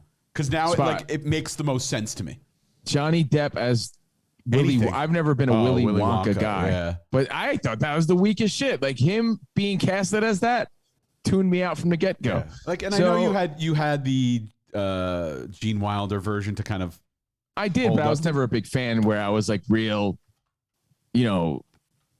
nerdy about who's going to play the role. I just thought he was such a weak casting, even though I like the guy, but such a weak casting for that role. I felt like they tried to force him into it because it was a Tim Burton sort of thing where it didn't even seem right, where it sort of distracted me from enjoying the film. So everybody has this deep fake was terrible. And I'm just basically asking you, what is yours? And what are your moments that, you know what? I couldn't get past that. It was horrible. And you notice that now more than ever before, because you look back from today's standpoint at how bad the special effects were in the 80s. It's just ridiculous. Oh, and my sister brings up a good one. And I agree with my sister. In Inventing Anna, I could not get past that terrible accent. It was hard for me to I think get past. I think that was the point. Yeah, but it sucked. I hated it. Yeah, So I think the hated point her, was. and I couldn't think watch. the point was because in real life she had a confusing accent. So yeah, I know what it you're was saying. like, though. yeah, I think that was the whole point. I don't think people realize that. Point or not, I hated it. Like I was like, this is the worst. I hate it. There's two misplaced items in famous movies or TV shows, Covino, that I see popping up on some of these biggest movie mistake lists. Oh, is it the coffee cup and Game of Thrones. There was a coffee cup on the table in Game of Thrones, and there was a car. Starbucks. And there was a car in the background during a Braveheart horse chase. Oh, yeah. It was a vehicle. So there's a couple of those where it's like, yeah, I guess back then it wasn't as well. Game of Thrones, it was easy to CGI. Maybe it was just a little Easter egg. As far as unrealistic, there's two things that popped into my mind. I referenced it the other day because I loved him when I was a kid. You know my feelings about Steven Seagal. In the movie Hard to Kill. Thank you, Spot. in which movie? What movie? Hard to Kill. Not to be confused with Mark for Death. Or Above the Law. Or Under Siege. Or Under Siege 2. What's that actress's name again? In Under Siege? Under Siege, who came out of Elaniak, something Elaniak. Oh, Erica Elaniak. Erica Elaniak. Camino, in the movie Hard to Kill, Steven Seagal sees the local politician and the mob making a deal. So as you know, the storyline is that he's going to expose them. He has it on audio and videotape. They F him up. He ends up, they think they kill him. And then the doctor's like, Mason Storm has a pulse. They're like, let's keep it secret. So he's secretly in a coma for 7 years as John Doe. With a beard, he wakes up and it's like, George Bush Sr.'s president. They see the news, like 7 years has passed. Within a week, Let me take you to the bank, Senator Trent. yeah, he realized, Senator Vernon Trent promises no new taxes, and you can take that to the bank. Then he realizes, wait a minute, 7 years ago, because I have my memory from 7 years ago, after being in a coma for 7 years, that the guy in the videotape said, I'm going to take you to the bank. So within a week, Steven Seagal, after being in a coma for 7 years, is in the highest tip-top martial arts shape after being in a coma for 7 years. He's knocking people out in slow motion. Yeah. And the other one, I know it's a movie. I think that's why they specifically in Kill Bill addressed that. Because she got out of the coma. Remember, she couldn't walk. She couldn't move. Yeah. So she's like sitting in the car. She's like, wiggle your big toe. Dude. Hey, sometimes you can't get past it. That's really the point of the conversation. What's your a movie, Catherine Keener is the question. What's your Catherine Keener? Covino, there's a movie I love that I think you probably love it too. But it was hard to really buy in, even though you freaking love the people in it.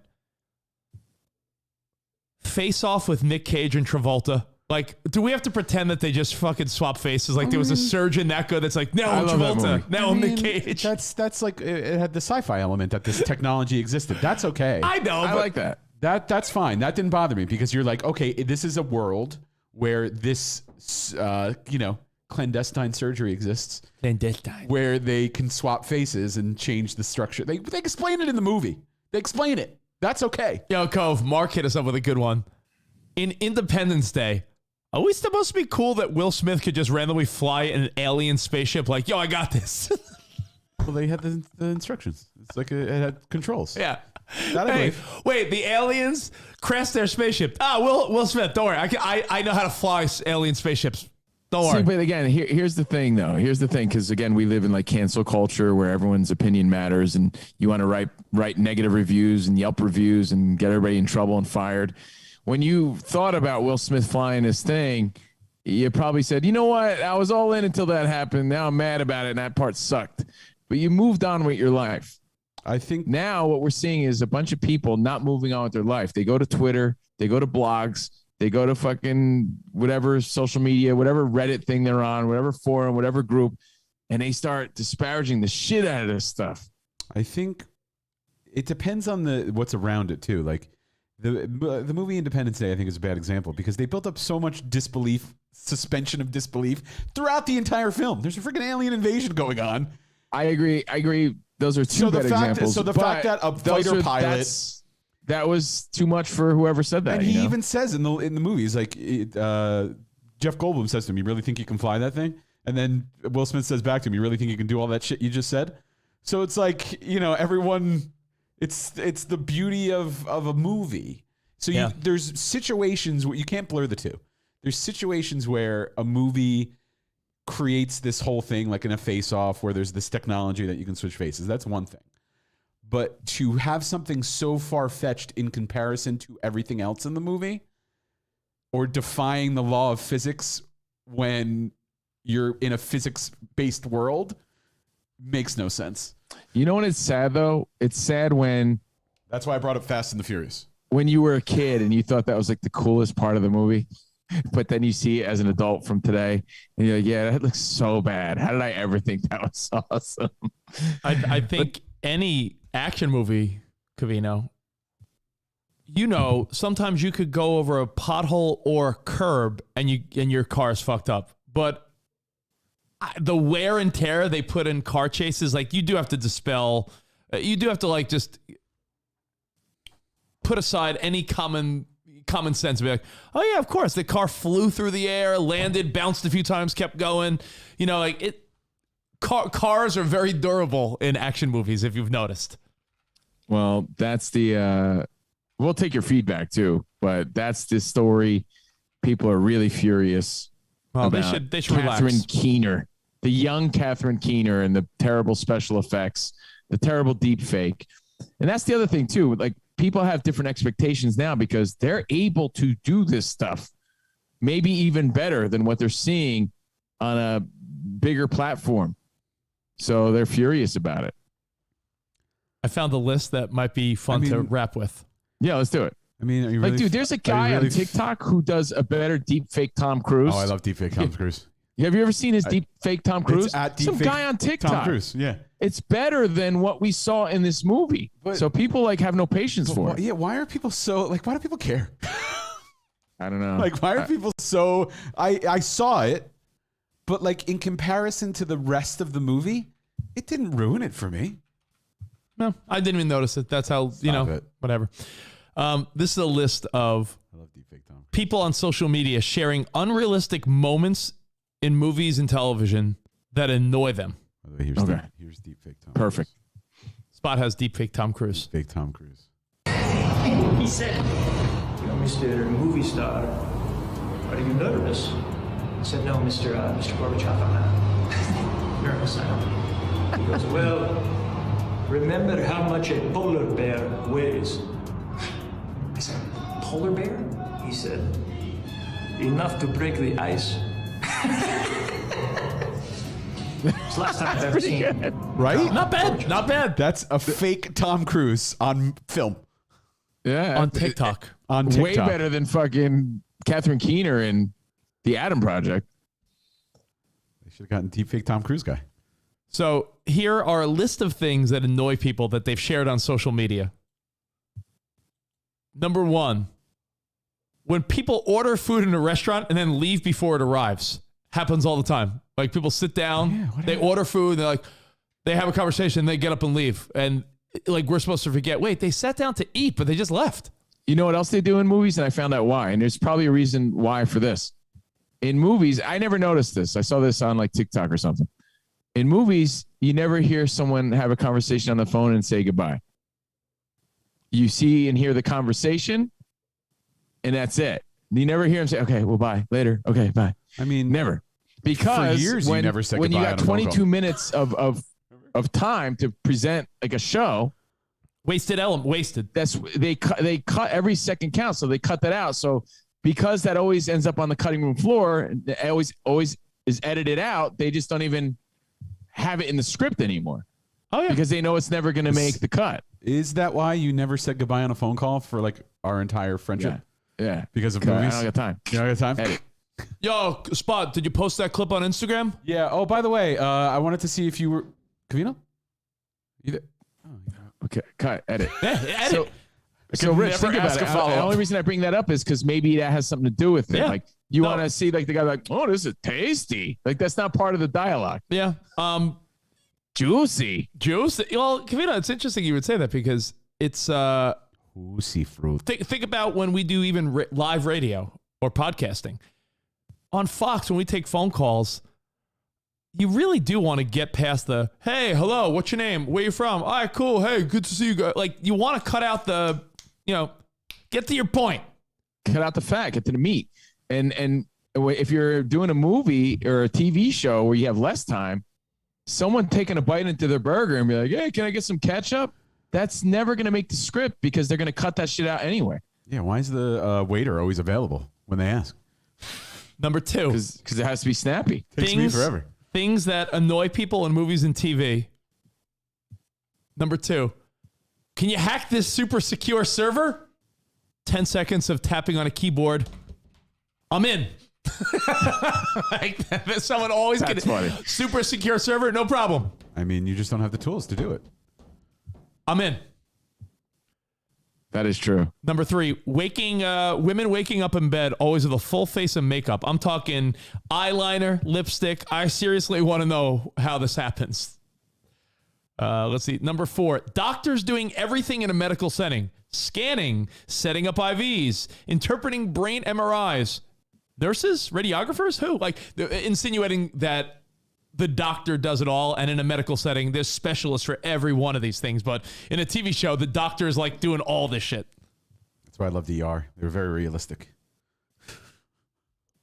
Women in fight scenes keeping their hair down. We all know that every time a girl fights, she has to put her hair back. Yeah, every girl in a movie fights with her hair down, flopping around. I love it. Yeah, she puts it up in a ponytail.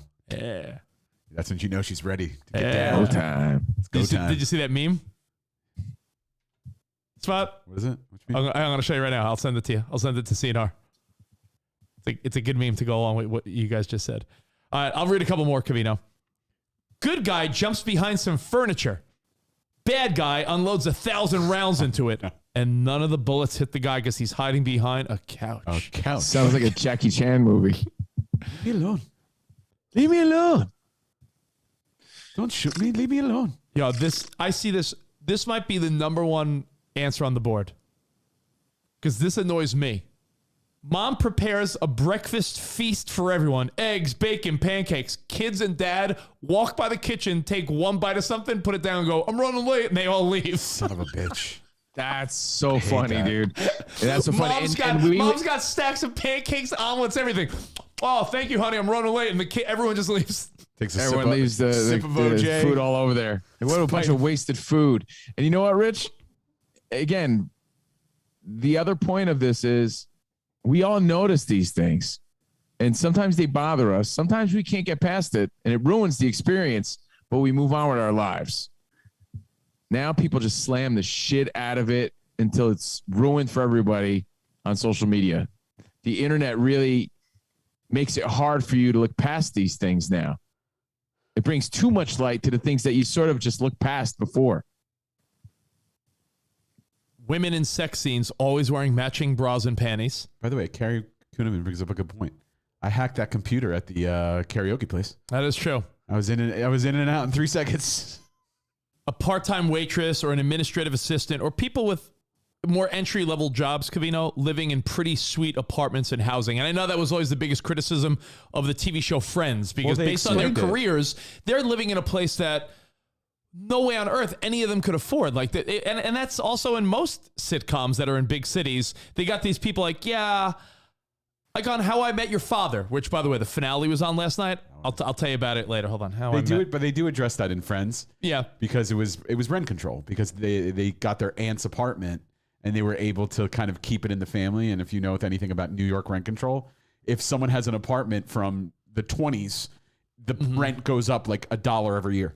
But Covino, the on How I Met Your Father, the two people sharing the big apartment that's like the center apartment that used to be Marshall and Lily's apartment on How I Met Your Mother. The apartment's one of the crossovers between the shows. Yeah. The one dude's an Uber driver and aspiring musician, and the other guy is like a bar manager. And they have this sweet apartment. And you're like, come on. Can't be living there. I'll give you like one or two more. We noticed this because we were way into the zombie shit over the last like 5 years or so. Yeah.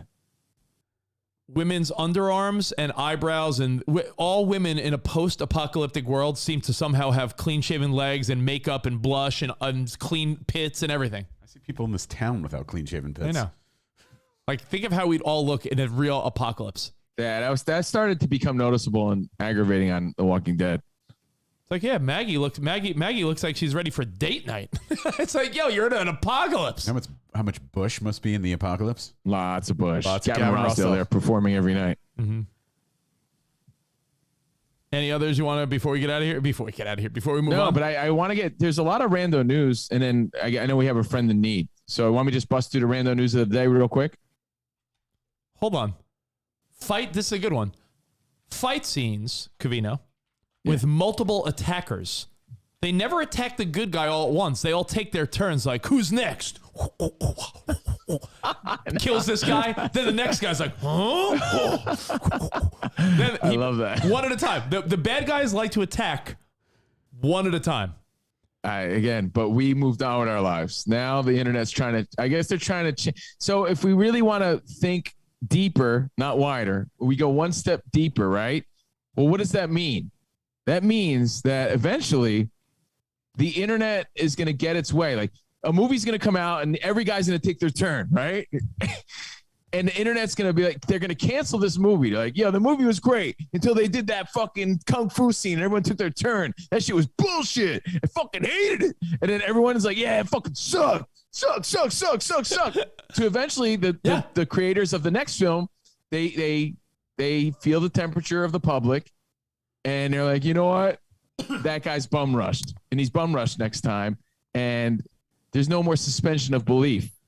And you're going to see people eating burgers saying juicy in movies because the internet, which is where we live, hates it. You know what never happens? You know what never happens, Covino, in action movies? Airbags going off in cars.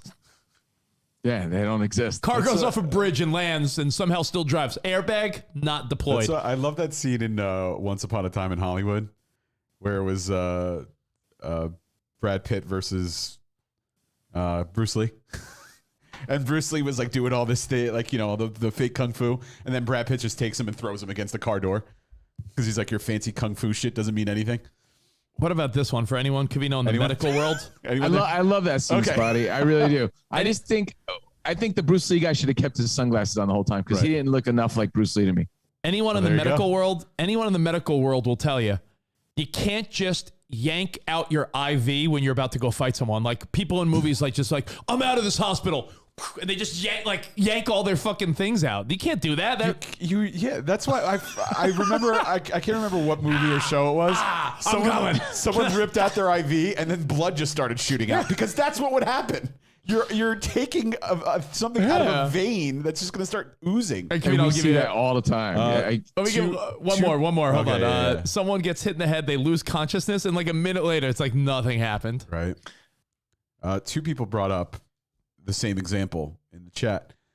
The Sonic the Hedgehog. Remember that? The internet went hard against Sonic the Hedgehog, the CGI one, because remember it was his teeth? Yeah. They're like, why does he have these weird teeth and all this? And then they redid the entire movie just to satisfy all the complainers. And then, you know what, though? It did work, and they're coming out with the second one now. Right. Jim Carrey's in it. So I like that first Sonic. I thought it was pretty good.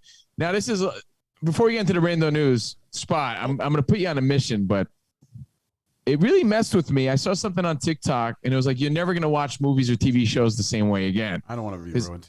And it was along the lines of everything you hear in a film or TV show is put in there in post-production. Yeah, I think people know that. I know, but when you see this guy like recreate walking down the street, and then he just like cues the birds, and then he cues his footsteps, and then he cues all the sound effects, you're like, oh shit. When you start to realize that, and you watch everything, like every little sound you hear in a movie, is fake. And once you realize that, you're like, was that a good sound effect? Yeah. And it fucks with you a little bit. As for someone in the sound world, maybe I'm just more aware of it because I'm in the sound world, but I believe it's called Foley. They're using all these different devices to create natural sound effects because when you're filming something, your microphone is focused on the voices in the movie. Right. You might have some ambient noise, but usually that's taken out because you don't want that ruining the vocal track.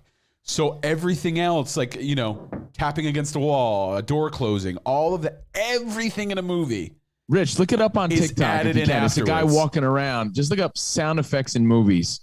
It's if you could find it, send it to Spot, because honestly, it did change the way I look at things. I'm like, the guy puts his cup down. I'm like, that was a little dramatic of a sound effect for just putting his cup down. I notice these things now because of that. Well, these are things that you have to just put aside. You know how you were saying that no one says goodbye on a telephone call in a movie or TV show? No one says goodbye because it's just here's an example. It's clutter. It's extra. What you hear. We are storytellers with sound. Over here we have a feather duster used for bird wings. We bring sound into the story and we can create any mood with that sound. When you watch a film, much of what you're hearing was created.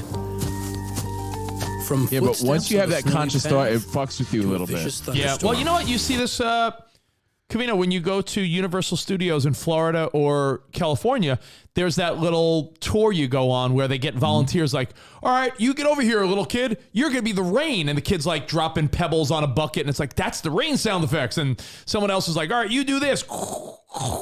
That's the thunder. And you see how these things are made. It's pretty cool. You shake those metal sheets and that's thunder. I love that. Yeah. But again, you don't want to have those conscious thoughts when you're just trying to enjoy. No, that's why you have something. To put it aside. What I mean? And there's one more, Covino, that I used to joke about with you. I even joked about it when I did stand-up comedy for like a minute. The whole... Hey. The whole... Sebastian Maniscalco opened for you. Yeah, he did. Sebastian Maniscalco did open Don't ever sell yourself short. It was... You opened for Joe Coy, bro. I opened for Joe Coy. By the way, those are 2 bragging rights you should use a lot more often. Like on a resume. I would. Yeah, on a resume. Yeah, like people love to tout their accolades. Those are 2 major accolades in the entertainment world. Put those on put those in your bio. Yeah, I'm not going to be bragging about it for you. People lie. You should bring that up more often. People bend and exaggerate their truths all the time to be cooler than they are. You're actually cool. So I've been on tour comedy with Sebastian Maniscalco and Joe Coy. Yes. It's true. Jim Gaffigan. Oh, man, you ain't kidding. My resume's sweet. Yeah. I talked about this when I used to do stand-up. Where does the jizz go? You guys used to make fun of me. Where does the jizz go? They talk about how in every sex scene, no one ever reaches for a condom. So they're all having unprotected sex. And then when it's over, they're just rolling around like, where did the jizz go? Is my punchline used to be. In the future, you'll see it in a film because the internet will demand. I assume. They demand it. You know how in porns they don't actively put the condom on, and then you're watching and all of a sudden you're like, oh, it's a condom. Yeah, but Spot, I'm saying if there's a scene where they come back from a restaurant and they're like in a date scene, and all of a sudden the guy's like being all sexual and aggressive, and he pushes her against the door. They're making out passionately. They roll onto the bed together, and then they just let jizz fly. That's it. By the way, we all agree. Let it fly, bro. We all agree. We'll just let it fly. We go to the next clip when we see a condom, right? Okay, just making sure. Condom. Actually, you know what? I'm looking for suspension of disbelief. That throws me off. I have a new theory. Sometimes I'll watch one. You know what? That's my movie thing. When I see condoms in porn, done. Nice. I'm pretty sure, Spot. That's a good one, Spot. I'm pretty sure. You got to get on the internet, Spot, and complain about it. Or when dudes wear shirts, I'm like, just take your fucking shirt off. You know what? I was all in until that guy put a condom on. No, I'm tuned out now. I feel the opposite now. I may have changed my mind, Spot. Want to know why? Or like when the girl pulls the bra down and just take off the fucking bra. No, that is the best example, honestly. Your condom moment is how people felt about that deep fake in the Adam Project.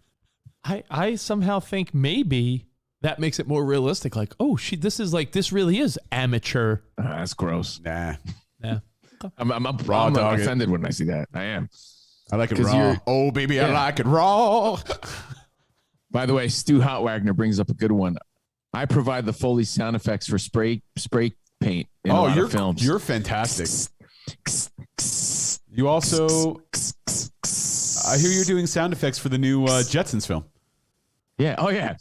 I can't do it without laughing. Yeah, that's me. I do all that. But honestly, when you consciously realize these things, it takes the fun out of it because you got to have that suspension of belief. And when you're taken out of it because it's bad acting, a bad wig. Yo, remember that Selena remake on Netflix? Oh, with Christian Serratos? How much backlash did it get, Spot? Because they were saying the wigs were so bad. when you notice some shit like that and it takes you out of the movie, out of the fantasy, out of the moment, it ruins the experience. And we all have those sort of things that bother us. Condoms for you in porn, bad wigs in Selena, bad deep fakes. The thing is, most of us move on with our lives. In today's world, it seems like people want to just destroy it on social media. Right. All right, so speaking of Selena, I'm crusading against condoms. That's my thing. Nice. Spot, get into the Rando news real quick, because there's a few stories that we could breeze into, and then we have a quick friend in need if we have time. Stop it. Wait, now I forget where I am. All right, Rando news.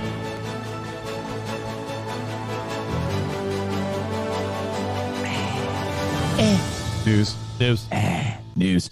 Hey, speaking of Selena, Rich. Speaking of Selena's.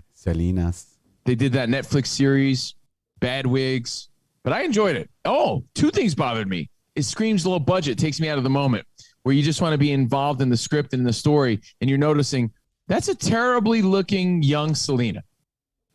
Like when young Selena doesn't look like old Selena, I'm mad about it. I notice it. Yeah. But I don't complain about it. Anyway, Selena's in the news. The best is when they nail the kid actor looking identical. Like, to me, that's like casting to the highest degree. When you see the young version of that person and it's really good, you're like, wow, they really like they nailed it. Like how like This Is Us to me is the best at that. Like young Kevin, young Ryan Reynolds. I mean, got to give him credit. The Adam Project. I thought that kid was great. Yeah. But when they do the younger person, it's fantastic. I think he nailed. Selena's in the news, actually. So that's why I was doing the transition. Selena. 27 years after Selena's death, anything for you, Selena's. They're putting out a new album, a new Selena album. They're taking a lot of the vocals, from my understanding, and putting it to different music genre. Oh, like just remixing a lot of her stuff, really. So 27 years after her death, a new Selena album coming soon. Coming next month. Selena's family accused of trying to profit off posthumous album. I can never say that people, word. You know what, though? Posthumous you can say album. that all there you it is. want. Posthumous. Abraham. His name's Abraham, right? Yeah. Abraham's, cashing in on Selena's gold mine and her catalog, but it's a remix album. But dude, fans want more Selena. What the fuck? Her brother, A.B. Quintanilla, says it's a crazy concept album, remixed all her vinyls with EDM world ARP and keyboards. I made her flow to cumbia, normal songs that were not normally recorded in cumbia. That's that style of music. So that's kind of cool. Rich, I don't know if you saw this, but our boys, and we'll take feedback on any of these stories, but our boy Evan Roberts was in the news. I don't know if you saw this. I did not. Carton and Roberts were apparently the first to break the story or figure out the rules and state the obvious, really. It's like their whole take was, how is nobody talking about this? Oh, about any Mets or Yankees that are unvaccinated, as of now, according to the rules, will not be able to play any home games at Yankee Stadium or Citi Field, a la Kyrie Irving. And no one thought of this until Evan Roberts? No, apparently they broke the story. They're like, because they were shocked themselves that no one's talking about this. So we went over every rule. And so is this from today? This was yesterday. Oh, and we broke it down. They're like, they're not playing. There's just no way until they do something about it. So if a Yankee's unvaccinated or a Met is unvaccinated, they can't play home games. I think they can. They're saying, and it was all over the news, they can't. No one's made that clear, but they can't. So that's according to Carton and Roberts, and again, every news outlet that ran with the story yesterday. Yeah, well, we'll give them a little props. What did they say here, Spot? Play the audio. Evan and Carton. And I've double-checked this on multiple levels, and I've gotten the same answer everywhere I've gone to check. Okay, Evan? As of right now, today, New York Yankee and New York Met players who are unvaccinated will not be allowed inside their respective locker rooms and clubhouses, nor can they play home games at Yankee Stadium or at Citi Field. period, stop. That is the current ordinance in New York. Yeah, The no Mets one's what talking applies about it. to I think Kyrie Irving everyone was concerned with the baseball season starting again that we forget Kyrie could play out of his mind and go drop 60 points. Did you see the highlights last night? He was in a zone I've never seen a guy in a zone in a long time. Kyrie was in a fucking zone. And if he can't play in Brooklyn yet and they're still working it out, that also means that we're going to have a lot of like, which Mets or which Yankees are not vaccinated conversation very soon. Again, as of now. And they go on to continue to say that, like, yeah, we can't believe no one else is talking about this. So props to Carton and Roberts, our good pal. We used to do Maxim Radio with Evan Roberts. Nice to see him. Bob Saget in the news again yesterday. According to the Orange County Sheriff's Office, they're saying that when he died in his hotel room, he hit his head and obviously fractured his skull, which caused some bleeding on something that was hard, but covered with something soft. Right. So two things went to the first thing I went through my mind was he fell forward, hit his head on a tub that was covered with like a towel that, how they always lay the towel like over the tub. Yeah. But then they go on to say like a carpet. How the hell you fracture your skull that way? But that's what they're saying. They said it was consistent with the headboard design. Like the headboard was hard but covered in something. So they're thinking it might have been the headboard. The story I read said like a carpet. Well, no, I saw it. Maybe there was an updated version of it, but what I saw was like the way the headboard was designed, it kind of stuck out a little bit at a weird angle, maybe. So I think that would have been it. So again, Rich, the update is he hit his head on something hard. Yeah. That's covered by something soft. So a towel on a tub or cushion on a headboard. Yeah. Which is the worst. And it sucks. I do have a question. Yeah. They showed the last picture of Bob Saget ever taken, and it was the valet doing a selfie. I think some young kid named Oscar. He's like, yo, Bob Saget, with a selfie. Do you think that kid's like, yo, I changed the trajectory of Bob Saget's night? Like, if I never stopped him for a selfie, he wouldn't have went to his room at the same time. You can't think that way, but he's got to feel a little weird, no? Like, no. I hope not. If so, he's beating himself up for no reason. Yeah. But I mean, those things, they cross your mind. I'm not dismissing it like it never crossed his mind. It probably crossed his mind, but to beat yourself up about that, it's like you can't backtrack a series of events. no, I'm just saying the fact that he did change the trajectory of Bob Saget's night by 3 seconds, and you never know. Maybe that 3 seconds is Bob Saget not slipping on a carpet in the bathtub or something. Like a little, but I guess towel. Again, I'm sort of dumbing it down a million times, but the way I understand it is, well, how did the guy fracture his skull, but there's no like noticeable cuts and stuff on his face, right? mystery. Or on his head. I guess that's how they figure it out. So you know what? I would say the headboard is a sad answer, but I think towel on the tub might be the most likely based on what they're saying. The force, even here, the force. There's a towel, hung over the edge of the bathtub. Yeah, it's normal for a bathroom. Towel over the tub. Yeah. Towel over the tub. Boom. Yeah, and they put the little soap on it. Yeah. So a sad story that you can never unwrap when your hands are wet. Continue to get details from. Dude, Baker Mayfield was in the news yesterday when I was flying over here. He basically said his farewell to Cleveland. It doesn't mean he's done or that he's gone. And he wanted to make it very clear that I'm not trying to be cryptic in any weird way. I just want to thank the city of Cleveland for welcoming me, accepting me for being me. I had great years here, accepting my family. And I just want to say, no matter what happens, Cleveland, like, I love and respect you, and you'll always be in my heart. And of course, Deshaun Watson was meeting with Cleveland and things like that. We don't know what's going to happen to Baker Mayfield, but he did send a farewell as of yesterday. You talked, Covino, about the Bachelor finale and how would you want to be the girl that's the runner-up? Like, oh, I still love you. Or like on Love is Blind, the black dude married the black girl, but he liked that Mallory girl first. Like, do you want to be the runner-up? Like, if Deshaun Watson is like, nah, to Cleveland. Mallory Keaton.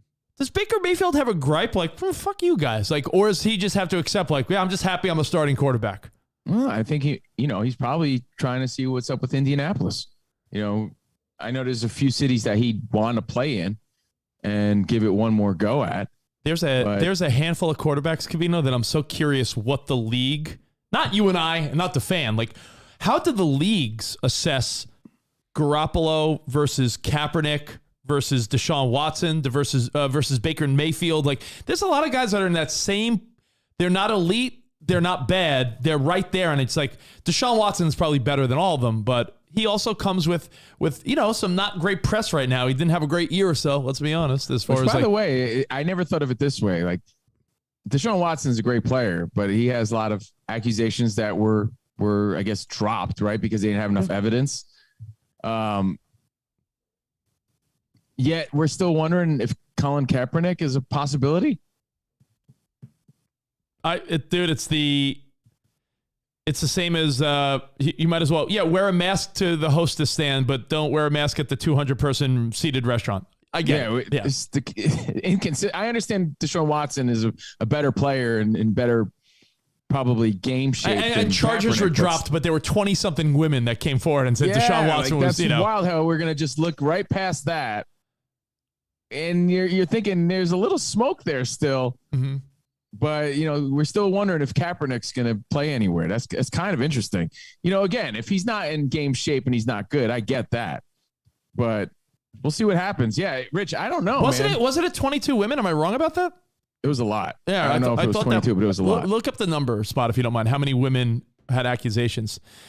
So, Mayfield wrote this really heartfelt sort of goodbye. Yeah. Hey, there's a chance he'll stay there. But again, he knows that he wasn't their first choice at this point. But he did say goodbye and thank you. And I think he put it into really good words, too, because Cleveland did accept Mayfield for who he was. And I think that's cool about Mayfield. The one thing I like about him is he did bring an attitude to that team, and just didn't work out the way they wanted it to. It is, by the way, 22 women have at some point came forth about Deshaun Watson. Jeez. And we're going to look past that like that just because they didn't have enough evidence. By the way, it's official that the new Monday Night Football voices will be Joe Buck and Troy Aikman reuniting from Fox. Wow. Both getting paid a ton of money. I thought that was the white Jay-Z. Yeah, the white Jay-Z, Troy Aikman, and Joe Buck taking their award-winning #1 Fox broadcast team to ESPN for Monday Night Football. So that's a big deal. But, Covino, when you look around the NFL and you look at what quarterbacks are left, who would you, if you're Indianapolis or some of the teams still lingering, figuring out their quarterback spot, Cleveland, who would you want? Would you want Garoppolo, Baker Mayfield, Deshaun Watson? Like, who? I know that if New Orleans goes after someone, then all of a sudden Jameis Winston might be interested in Indianapolis. That system, who complements that system is the question. Who's the best for that team? I don't know, man. Like Garoppolo with the Steelers. I think that works, to be honest. I think it does work. It just looks weird to me, but I agree with you. I think he does work for that team. Now, what about your boy yesterday? I know you and your brother, Tudmaster Tommy, both love Tyrod Taylor. Got signed by the Giants, but as a stopgap, right? As more of a hey, we don't believe in Daniel Jones necessarily. We're not giving up on him 100%, but Tyrod Taylor, if you want the starting job, earn it, and maybe you make some noise, right? So until they could get another pick, yeah, for sure. If you're Indianapolis, I'm still fixated on how the public can't look past the deep fake in the Adam Project, but they could look past Deshaun Watson. Yeah, it makes no sense. Hey, this guy gambled on his team to win in the NFL. You're out of here. 22 women come forward. And again, hey man, maybe he is innocent, and I like to think that he is, but that's sort of hard to just sort of forget about. Yeah. Tyrod Taylor, good for him. He's a Giant. If you're any other football news, because I got another baseball update. Well, I was gonna say if you are a football fan, like if you do look around the league, like look at the North, right? Yeah. Burrow, you're set with him. Lamar Jackson in Baltimore, you're set with him. Pittsburgh and Cleveland. Is Pittsburgh going forward with Trubisky? Like, do you feel like that's the plan, or are they still possibly thinking about someone else? You know, they gave him money. Indianapolis is a big question mark. The Raiders. There's teams. Then you wonder. Cousins re-signed with Minnesota, so he stays. There's still a few teams where you're thinking, like, what does Seattle do? What does Seattle do? Kaepernick. That would be cool as hell, man. That would be a great, another great story. He's a great backup, I would think, at this point, until proven otherwise, right? Until proven otherwise, but only because he hasn't played in the league for so many years. Yeah, but if he can prove, I think you sign him with the chance to get to be a starter, because I don't think Kaepernick comes back to be a backup and never hit the field. You know, we'll see. Again, I'm not saying you hold anything against him. I'm saying, is he in that kind of game shape? Right? Well, we don't know. I don't know. So, in other sports news, the Yankees signed Rizzo for 2 years, $32 million. So, yo, I got to tell you this on a side note. Talk about just the internet going star and buck wild on people. And again, that's nothing new. Yo, the internet is destroying Brian Cashman. Destroying this guy. It's crazy, dude. And don't think that I'm... That's just your Yankee algorithm. No one's talking about Brian Cashman. Oh, no. Dude, you want to make a bet? He was trending on Twitter last night. It was The Bachelor and Cashman. So, like, that proves you wrong 100%. It's not just my algorithm. He was trending last night. I said, why is Brian Cashman trending on Twitter? Because the world, and mostly Yankee fans, you're right about that, shitting on the guy. Like, here are all the guys we wanted, and we got none of them so far. And when you're signing Rizzo for $32 million, like, where's the money for anyone else? $32 million for two. And when you're signing Josh Donaldson, who's 36 years old and always hurt to play shortstop, what about all the other guys? Are you giving Rizzo? Wait, hold on. It's $32 million a year or a 2-year $32 million? 2-year deal, $32 million. I think that's a great. I think you're getting him for a good price. To be honest, you don't think Rizzo's worth two? You don't think Rizzo's worth 2 years, $32 million? Let me double check now, because now you're confusing me. Anthony Rizzo. I mean, you were the guy that's at one point, until you were corrected, you were telling people you made $800 a night at Bennigan's. I am that guy. Yeah, 2-year, $32 million contract. That's a great deal. You're trying to tell me you don't think Anthony Rizzo is worth $16 million a year? I think he's a solid player. I think he's a really solid, good player. I'll take him. I thought you were talking about Rizzo from Greece. No, that's priceless fun. But man, Brian Cashman was getting murdered last night because, again, Freddie Freeman is one of those big names that people are trying to figure out what's happening. Either way, baseball's happening in April. We're excited about it. So that's just the update there. And fun fact of the day, Spot, I sent it to you. The fun fact of the day. Oh, the fun fact of the day. Fun fact. It's not a Skeletor fun fact, just a regular fun fact. Let's see. Oh, that's a good one. I feel like we need fun fact music. What's good fun fact music? It's a little fun fact I saw. Oh, fun fact music? Figured I'd share it with you. It's good fun fact. Fun fact music? Yeah. And by the way, if you're just signing in, just joining us, I'm in Vegas. Rich is in LA. I'm at the Vidar. This is my room. Got my little suite. Covino lives there. He lives there now. Yeah, I didn't want a swoot. I got a suite. You've taken up permanent residence in the Vidar? Yeah. Yeah. What he's not telling you is he's auditioning for a Lion show this afternoon. Yeah. No, he's not going to see Ka. He's auditioning to be in Ka. He's in it. Lies. I used to say Cirque du Soleil until I got involved. This is beautiful stuff. You should see me contort my body. I can put my foot in my mouth. All right, ready? I'm fine. Yeah. I'll just pull up the fun facts. The average person produces 14 to 23 farts every day. That's pretty good. And I bring that up because that seemed extremely low to me. Fun fact music. Because I looked at my watch, and my watch told me that I had over 10,000 farts in one day, Rich. Fun fact music. My pedometer said I had 10,000 farts. Jordan must love that. I heard something so dumb yesterday. Fun fact. And it's every day there's one person that took the biggest shit in the United States and they don't even know it. That's great. I mean, like, Covino, you ever take like one of those where you look in the toilet and you're like, yo, that's got to be 2 feet long. What did I eat? Where's my poop knife? Yeah, sometimes I'm amazed because it doesn't feel like you think it's just like a little bloop, and then you turn around and you look and you're like, what? Like, did it come from inside the hole? Where did it go? Like, I don't understand, bro. I You know what's that even didn't worse? You know what's even gross? That didn't more come out of gross my about butt. that stat, Rich? That could have been done by a woman. Yeah. Isn't that just an appalling thought? I've only taken a picture of my own shit once in the last like 10 years, and it was like a couple months ago because I wanted to have it on. If there was ever a contest for money, I was like, I need to enter this picture. So it's in like a secret folder. Like I'm hiding it like porn because I wouldn't want anyone to grossly see it. But I took a picture of a shit I took where I'm convinced. Convinced it was like a 2 foot log, and I'm like, wait, hold on. Will you show Spot? I don't want to see it. No, I don't want to see it. I don't want to see it. I don't want to see it. I was joking. I don't want to see it. I don't want to see it. Nope. I don't want to see it. Covino, I almost want to be like, Guinness Book of World Records. I have a photo in my possession. Dear Mr. Guinness. So, I mean, yeah, every day. It's probably Sir Guinness. Every day, there's one person that takes the biggest shit, even in their town. Like, Covino, for all you know, like yesterday, you took the biggest shit in the San Fernando Valley.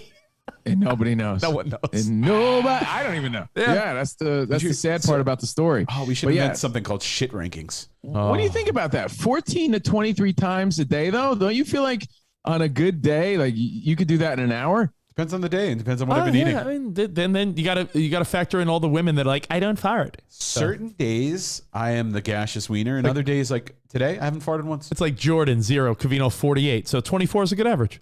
10,000 farts on my pedometer, everybody. That room? Now, Spot, hey, you said, since it's way back Wednesday and we talked about the man with bulletproof legs, can you pull up a clip of the gaseous wiener or no, for old time's sake? I worry about NBC. Yeah, NBC's set up shitty. Yeah, okay. The gaseous wiener was another Conan, like random character back in the day on Conan O'Brien, but those are great fun facts. That's your rando news of the day. I have something I that you said the other day that I wonder if anyone else has completely got stuck in their head. By the way, what?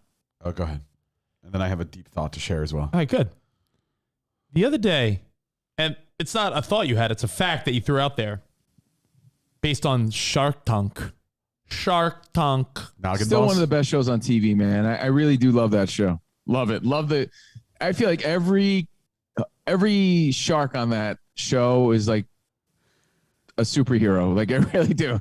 And together they create a Voltron of awesome. Because I watch that show and I'm amazed and I love everything about it. I love how a lot of these young kids become entrepreneurs because they watch the show and they get into it and they make their dreams come true. There's so many great stories and it's done so much for business. Just remember, Jordan asked me one of those weird questions that I tell you she asks me all the time. Who do you think has profited, if we had access to their portfolio, has profited the most from their Shark Tank investments? Oh, isn't the answer Damon John? I don't know, because of Bombas. He has the most successful deal. Bombas sucks, but I don't know if he has the most by the way, money as a result. You call them superheroes. Just remember, the Batman was just a wealthy guy with claustrophobia. Yeah, that's true. it. True. So anyone can be a superhero. So Shark Tank, Noggin Boss. Go ahead, Noggin Boss. The Noggin Boss. It got me thinking that he's the Noggin King. It got me thinking that I really want that to be my new nickname. The Noggin King. Noggin Boss. Those are hats that they sold on Shark Tank. Oversized hats. You said something that you're the Noggin CEO. I can't get out of my head or on my head like a noggin head. Noggin chairman. What I can't get out of my head, Rich?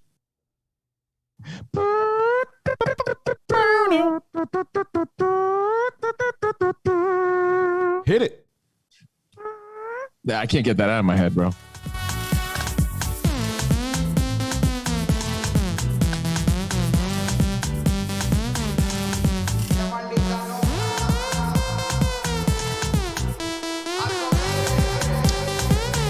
Can't get out of my head. The fact that the average boobie size is double D. So you go to the supermarket now, you go to the store, you go to Starbucks, you walk down the street. In a non-creepy way, take a look around and be like, wait a minute, go to the gym. Be like, man, is the average size? Is everyone got big titties now? Like, what's going on? Dude, think about that. If you went back to the 80s, right?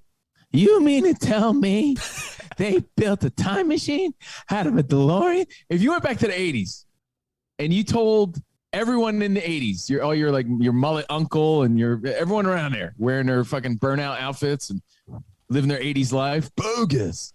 Yo, guys, in the future, the average boob size is double D.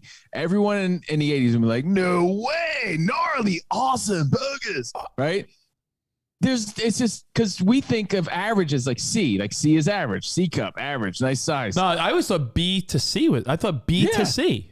Double D. We learned this on Shark Tank because they were selling oversized booby bras. So Pamela Anderson, who we referenced and we said in the 90s had big gazooms. Yeah. She had a 34D. And we thought it was astronomical. And then she had a boob job and increased to just 34 double D. So she increased it to the average. So again, there's two things that we need to factor in that we didn't yesterday. We factored in that women are and people, not just women, people are overweight, right? And that's why. But remember, what fucks with the averages too is a lot of the fakies. True. I went to the gym yesterday.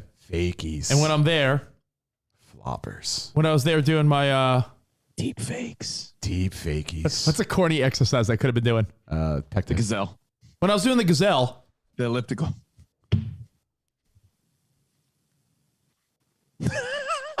Like Tony Little. I took a little look around. I'm like, there was a couple like younger in shape girls that had big boobies in those sports bras. And I saw a couple overweight people trying to get in shape that had, and I thought to myself, it's not that crazy. Like, honestly, I saw thin, big, overweight, many of women that had big breasties. Even I got a C cup. Yo, Covino, it is pretty wild. Like I took note of it. And then I was like, yeah, we are discounting how many overweight people there are. And that's not trying to be mean, but overweight people plus younger women, there's something in the water. There's got to be something in the water. It's the hormones in the meat. It's got to be something because I looked around this gym and I was like, yeah, that girl might be like 28, 30 years old. And she's like in shape and thin, but she's got like, Even our references are off. If double D is the average, and I think Spot said triple D is the new average, then like when we refer to big boobs, you have to say like, man, she's got those F bags, bro. She's got the Fs. Fs. Yes, because D, if you're saying, yo, man, she's got that's just average. Yeah, I don't know. But you always say, Covino, you always say abs on a skinny guy is like boobs on a fat girl. It doesn't count. Well, then you're just assuming everybody's a fatty. But, based on your observation, there's something in the water. So it does make you look around and say, wow, yeah, I guess that makes sense. That's cool. Now you're just staring at titties all day, huh? Titties. What percentage of Americans are overweight? What do you think? Oh, 60%. According to those charts, we're all obese. I know.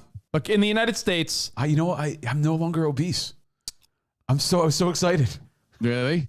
In the United States of America. I was morbidly obese for a while. America. In America? Oh, it's not as high as I thought it would be. 36.5%. 36.5% of Americans are obese. Not overweight. Obese. 32.5% are overweight. So does that mean you're combining both, or is it which means roughly 30% of people are not? Yeah. So more than I was right. The weakest thought. I was right. More than 2/3 of adults in the United States are overweight or obese. So that's more than 60%. This is the weakest. Ready? So what if you went in your time machine, right? Like, yo, man, I can't wait to drop this news to everyone in the 80s. And you see your Uncle Frank, and you're like, oh, man, I remember that cool dude with the Michael Jackson jacket. I'm seeing all these people in the 80s say, yo, guys, I'm from the future. Everyone, and if the average boob size is double D, you guys want to come? Yeah, hell yeah. You mean there's just titties everywhere in the future? Yeah, come on. And then they come and realize that everyone's just fat. How disappointing is that? Yeah. It's like that guy that asked the genie, I want my dick to hit the floor. So the genie cut off his legs. Yeah, like, that's the weakest. Yeah, they get in our time machine. They come to the future. Like, You fucking lied to us, bro. Yeah. This is bogus. They were expecting 80s big-haired models with just big boobs. Meanwhile, like, no, everyone just got way fat in the future. And high They were waist. picturing this Spuds McKenzie beach party with girls with just fucking knockers everywhere. High waist bikinis. And then, like, it's just a bunch of like 1,000-pound sisters on. This is bullshit, man. Yeah, This guys, is bullshit. they just re-upped for a new season of My 600-Pound Life. Yo, this is bogus. Bogus. Hey, man, I didn't say I wasn't lying. So yeah, I mean that's wild. But now you're gonna have me fixated on all this, Rich. Take a look around, Jubs. and it's not to sound Jumbos. rude. It's not to sound Jumbos. rude, Covino, but the reality is there's just a lot of big Jumbos. people. There's a lot of big people, and that accounts for the statistic. So the statistic, again, you know what it's like? It's like it's misleading because you want to be like, man, all these girls got double Ds. Yeah, but a lot of the double Ds are attached to like just unfortunate like weight problems. You know, it's not like look at her in a bikini with her Mondos. That's not what it is, you know? Yeah, no. Hey, I wasn't trying to mislead anybody when I presented that fact that I got again from Shark Tank. Now, it did make me think though. Yeah, it had to be, but the fakies we didn't touch on yesterday. That definitely skews the averages, I would imagine. now there's a couple things I wanted to get to, Covino. One was, did you see that the House voted? I think the Senate is now voting that it looks like starting in 2023. No more jump forward, spring ahead, fall back. No more daylight savings time. That's all because of me. You know, my best friend KFC from Barstow. I saw him saying, "Fuck the farmers, F the farmers."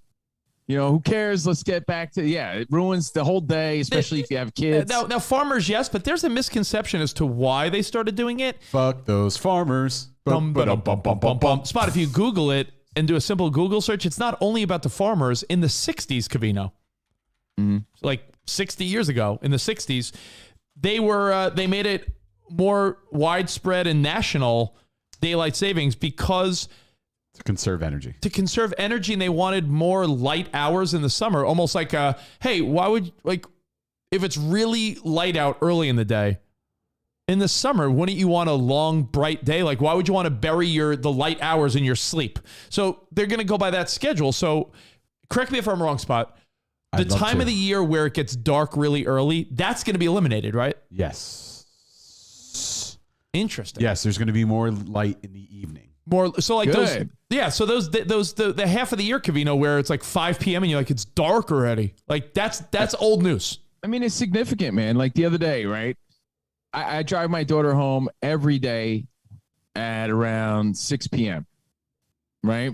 I pick her up from school, then I drive her home later on. And every day I drop her off, she's there putting her coat in, trying to get into her gate at her mom's house. And it's dark. It's dark out. And I'm just waiting for her to make sure she gets in the house. Now, she's like, she woke up. She fell asleep in the car. She's like, "What time is it, Dad?" I'm like, "It's time for you to get out of the car and go to your mom." And she's like, time to get your ass out of here. She goes, "But it's so light out." I'm like, "Yeah, daylight savings." Yeah. So, I mean, just that 1 hour difference. She's there. It's bright and sunny out, and she's going home. Do you know who originally? And I love it. It's so much better that way. Please. But it's noticeably different, is my point. Originally had the idea of daylight savings? The idea. FDR. Nope. Hoover. The idea. Hoover. No, keep going. Teddy Roosevelt. Keep going. Woodrow Wilson. Farther back. Benjamin Franklin. Yes. Benjamin Franklin. Yep. The 13th president of the United States of America. What? Some guy was walking around talking to dumb millennials and weenials. They're like, Benjamin, what number president was Benjamin Franklin? And all those kids are trying to guess. Not one kid. One kid said he wasn't president. Yeah. So apparently they did a study in the 70s that showed that 1% of the energy consumption was reduced during daylight savings time. Yeah. There are places like, I know our buddy Nico in Arizona, they don't observe it. In Phoenix. Right? In Arizona they do, but specifically in Phoenix, or is it the whole state? I swear it was just Phoenix. They don't do it. Don't you remember my mishap because of that? Yes. I went to go visit Nico and I went to go meet our pal Nico, his wife Dana, and their son Justin to do a little Polar Express thing with the kids a couple years ago. And I was like, oh, wait, parts of Arizona don't observe this. So I thought I was running on time, Covino, to this Polar Express. It's a train that leaves for, Santa Claus with the kids and all the shit. Yeah. And as I'm getting closer, my navigation jumps an hour ahead. And it's like, Arizona does not acknowledge. I'm like, what? So, so daylight savings, those days where it's 4 o'clock, 5 o'clock, and it's already getting dark are going to be a thing of the past. Our kids won't know fall back, jump ahead. Our kids will never remember that. And the other day when we were at Fox, we noticed it because we started 5 p.m. out here on the West Coast, and it was light out. It was nice. By the way, apparently... it's so much better, dude. It's so much better. You know what I did notice, too, though? Again, this is my personal takeaway. I don't expect you to care, but when I was driving Melody home the other day, man, I'm like, the sun is just blaring in my face. I'm like, that didn't happen a day before. Yeah. But now it's just blaring in my face the whole ride there. But, it's noticeable. It's different. It's better. Like, leave it. I'm with this change all the way. Here's a historical fun fact. In the 70s, in the early 70s, they approved permanent daylight savings time. Everyone was all for it. 79% of people were for it. After a few months, everyone hated it. And they wanted to go, and so Nixon approved it. Once he was out of office, Ford reinstated it. I'm not a crook. Because, people just didn't like it. And they said, actually, the Safety Council said that pre-sunrise fatalities rose by 2%. And, Well, hey, it'll be one of those things where you look back and be like, hey, remember when we used to move the clocks? Now it's like, no, we're just not going to do it anymore. Starting next year, I think it was unanimous in the House. Yeah, how cool is it going to be when I go in my time machine and I tell everybody about the big titties and no more daylight savings time? 1% of energy saved was equivalent to 20 to 30,000 tons of coal not being burned. So it had an environmental impact as well. God. Covino, tell me about the future. Oh, it's great, guys. Double D's. More daylight. You're going to love it. Whoa. No rules. You can just steal shit. It's awesome.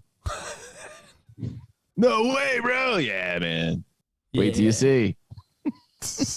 Can't wait. Sounds gnarly. For the future. Whoa.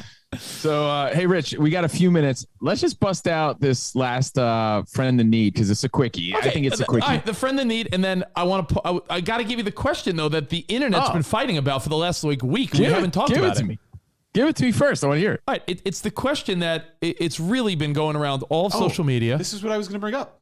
This was my deep thought. Doors or windows? Yes. Doors or windows is all the rage. Are there more doors or windows on the planet? It's very difficult. The answer was doors because they broke it down into what is a door. A door is something that opens and closes and blocks. Right. And then like someone light said, switches. Anything that turns on is technically a door because it opens up something else. Well, then someone said every car has 4 windows and four everything. It wasn't windows or doors. I'm sorry. Wasn't it doors or wheels? Wheels. It was Yeah, doors or not wheels. windows. Yeah, doors or wheels. Yeah.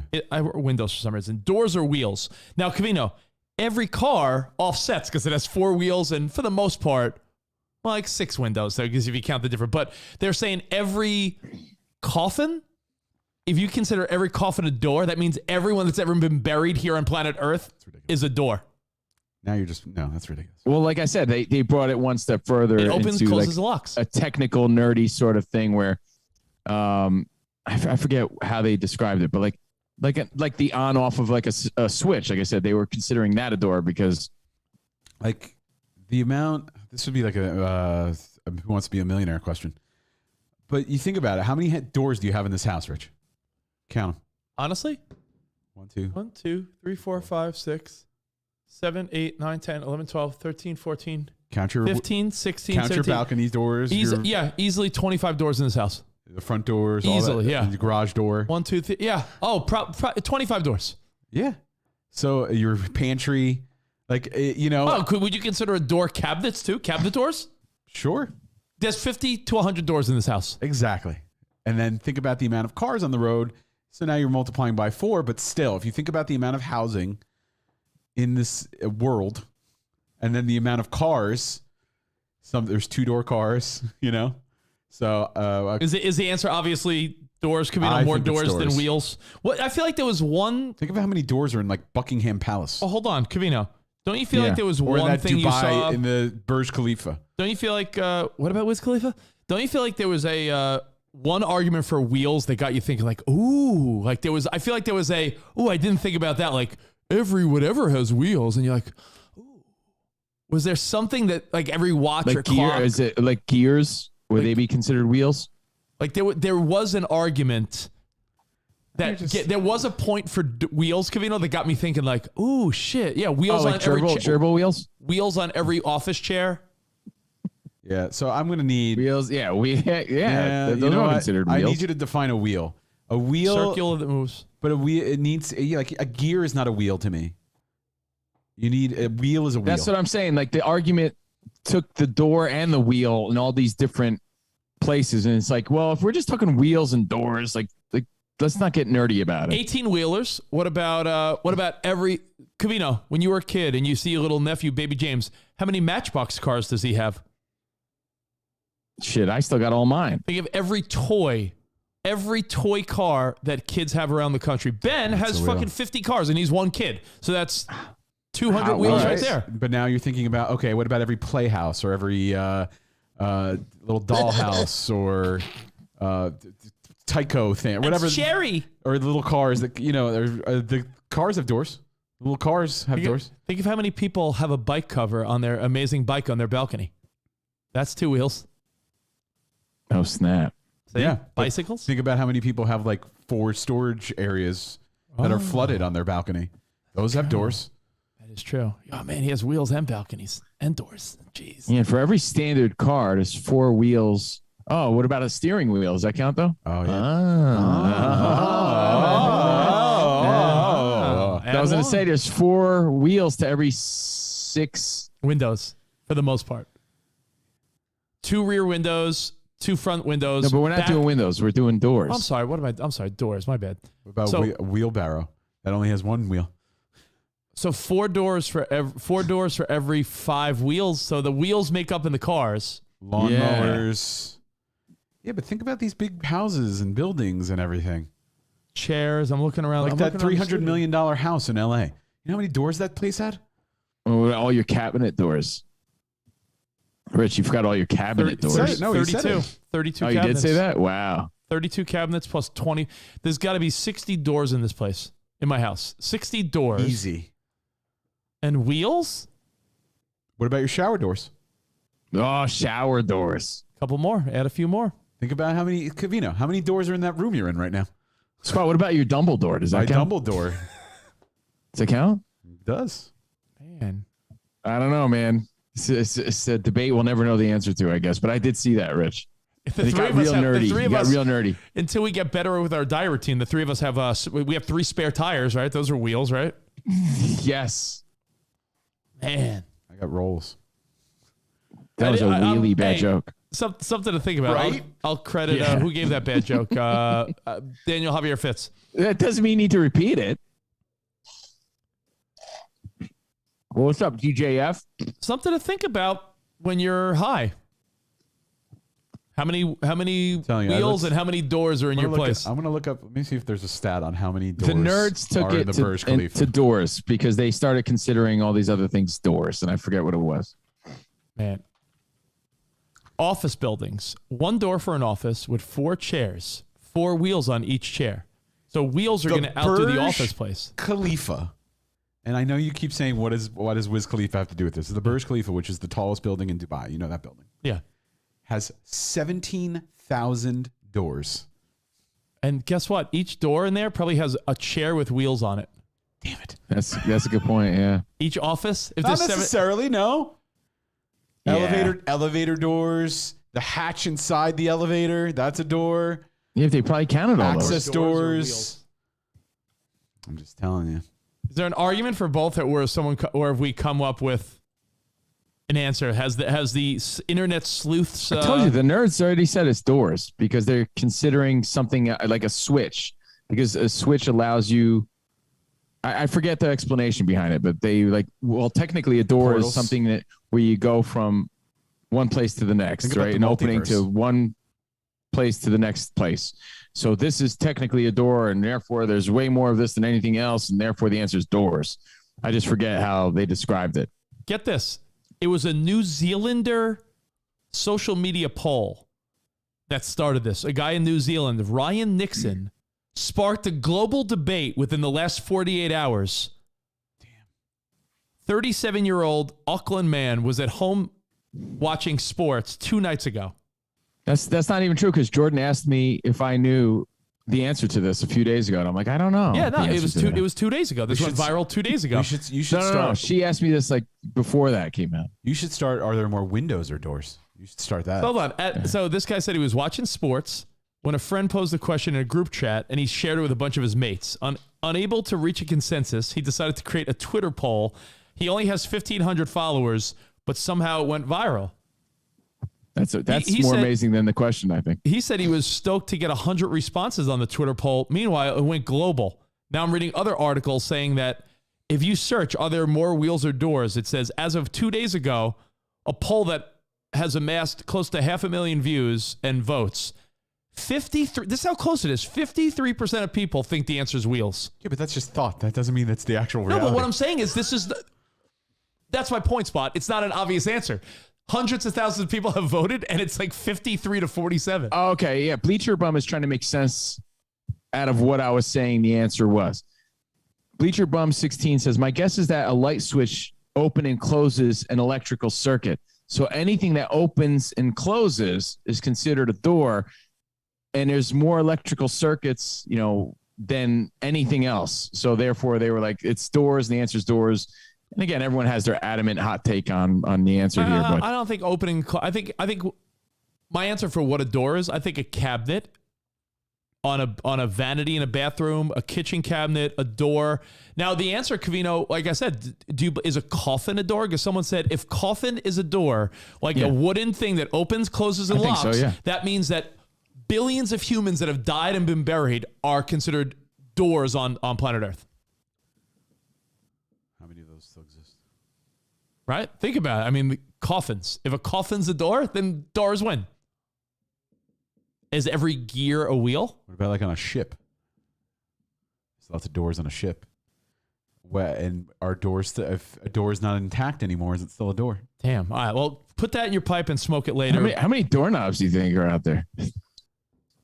Whoa. How many knobs? Knobs. Lots of knobs, probably. Well, And do we count do we have a knob? Like, are we owners of knobs? I don't know, man. I think knobs is the answer. Knobs. Knobs, man. There's lots of them because every door has a knob. There's three And right then, like, here. I have cabinets a question for you. It's Go. three All right, right go. here. This is a dumb question. Go Three around your knobs. neighborhood. Sarah and I took a walk the other day, and I'm not even joking. I saw on our little walk around the neighborhood Yeah. probably 30 lizards, Okay. and it got me thinking. Clearly, there's more humans than lizards, or are there in this neighborhood? Probably. I don't know. And then I started thinking, we're just the biggest. What is there the biggest number of? Ants, bugs, bees, Cockroaches. flies? Like what is the what's the answer if there's more than? Because don't they always say that if an ant was a tiny bit bigger, ants would rule the world if they were a little bigger? Yeah, because they could just lift us all up and carry us away. Ants. Ants. Are ants the answer? Are there more Ants. ants? Like if you said, Covino, step outside and do a mile radius from my house here in Woodland Hills. More humans, more lizards, more bugs, more what? You have to consider, Probably like dust mites. you have to consider the flora and the fauna of the area. Yeah, and what do you consider an organism? Do you are single-celled organisms? No, amoebas? something you could see, Spot. Like an ant, a spider, What about all the little who's in Whoville? They live like on a little speck of dust. Think of all the specks of dust. How many Covino. who's live on that Covino, dust? think of like you always say, like you see spiders. I feel like there's a million spiders. I feel like there's more spiders than anything. Why can't we go viral like that guy? I know. I have These a are some headache. brain busters. All right, let's end on our friend in need and we'll call it a day. What's the friend in need? A quick. It's You a said quick it's a one. quickie, Yeah, so it's a let's quickie. go. It's from our buddy Tim Hunt. I don't think he wanted it to be anonymous. I don't think he cared. He posted it publicly and wanted like, hey, is there just like an obvious answer here? And I think there is. So that's why I said it could be a quick wrap it up. A friend in need is a friend indeed. Friend with weed is better. Brought to you by D's Nuts. Oh, I got it Tim right here. Hunt hit us up. It's an easy one. It's about alcohol at a kid's party. Oh, simple. Hey, fellas, quick question for you boys. We're having my daughter's 3rd birthday party tomorrow. It's from noon to 4 outside at our house. Noon to 4. Noon to 4 outside at his house with skating and tobogganing. Oh, man. It's nice. Gotta love winter. It must be a Canadian. Must be a Canadian. It's cold there all year round. My wife and I are arguing whether we should have alcohol or not. We have about 25 adult friends coming that we counted. I want to have beer and seltzers out and about for the adults and a bottle of Bailey's by the hot coffee cocoa stand. There will be a fire going on and music. Oh, that sounds great. Seems to me like adults like drinking Bailey's or Yeah, having they a beer. do. My wife thinks there's no need for us to put out alcohol at a kid's party. What do you recommend? You guys usually put or see out alcohol at kids' parties? Question mark. Thanks, fellas. Keep killing it. Thank you. My answer's simple. That's why I'm glad you said this. It's get it out of the way. Alcohol, kids' party. You can't not have alcohol. The end. Okay. My answer's simple. And I have an example. Alcohol. I was back east for Thanksgiving, and that the Saturday after Sunday after Thanksgiving, my sister threw a party for my niece. She turned 5. It was a kids' party.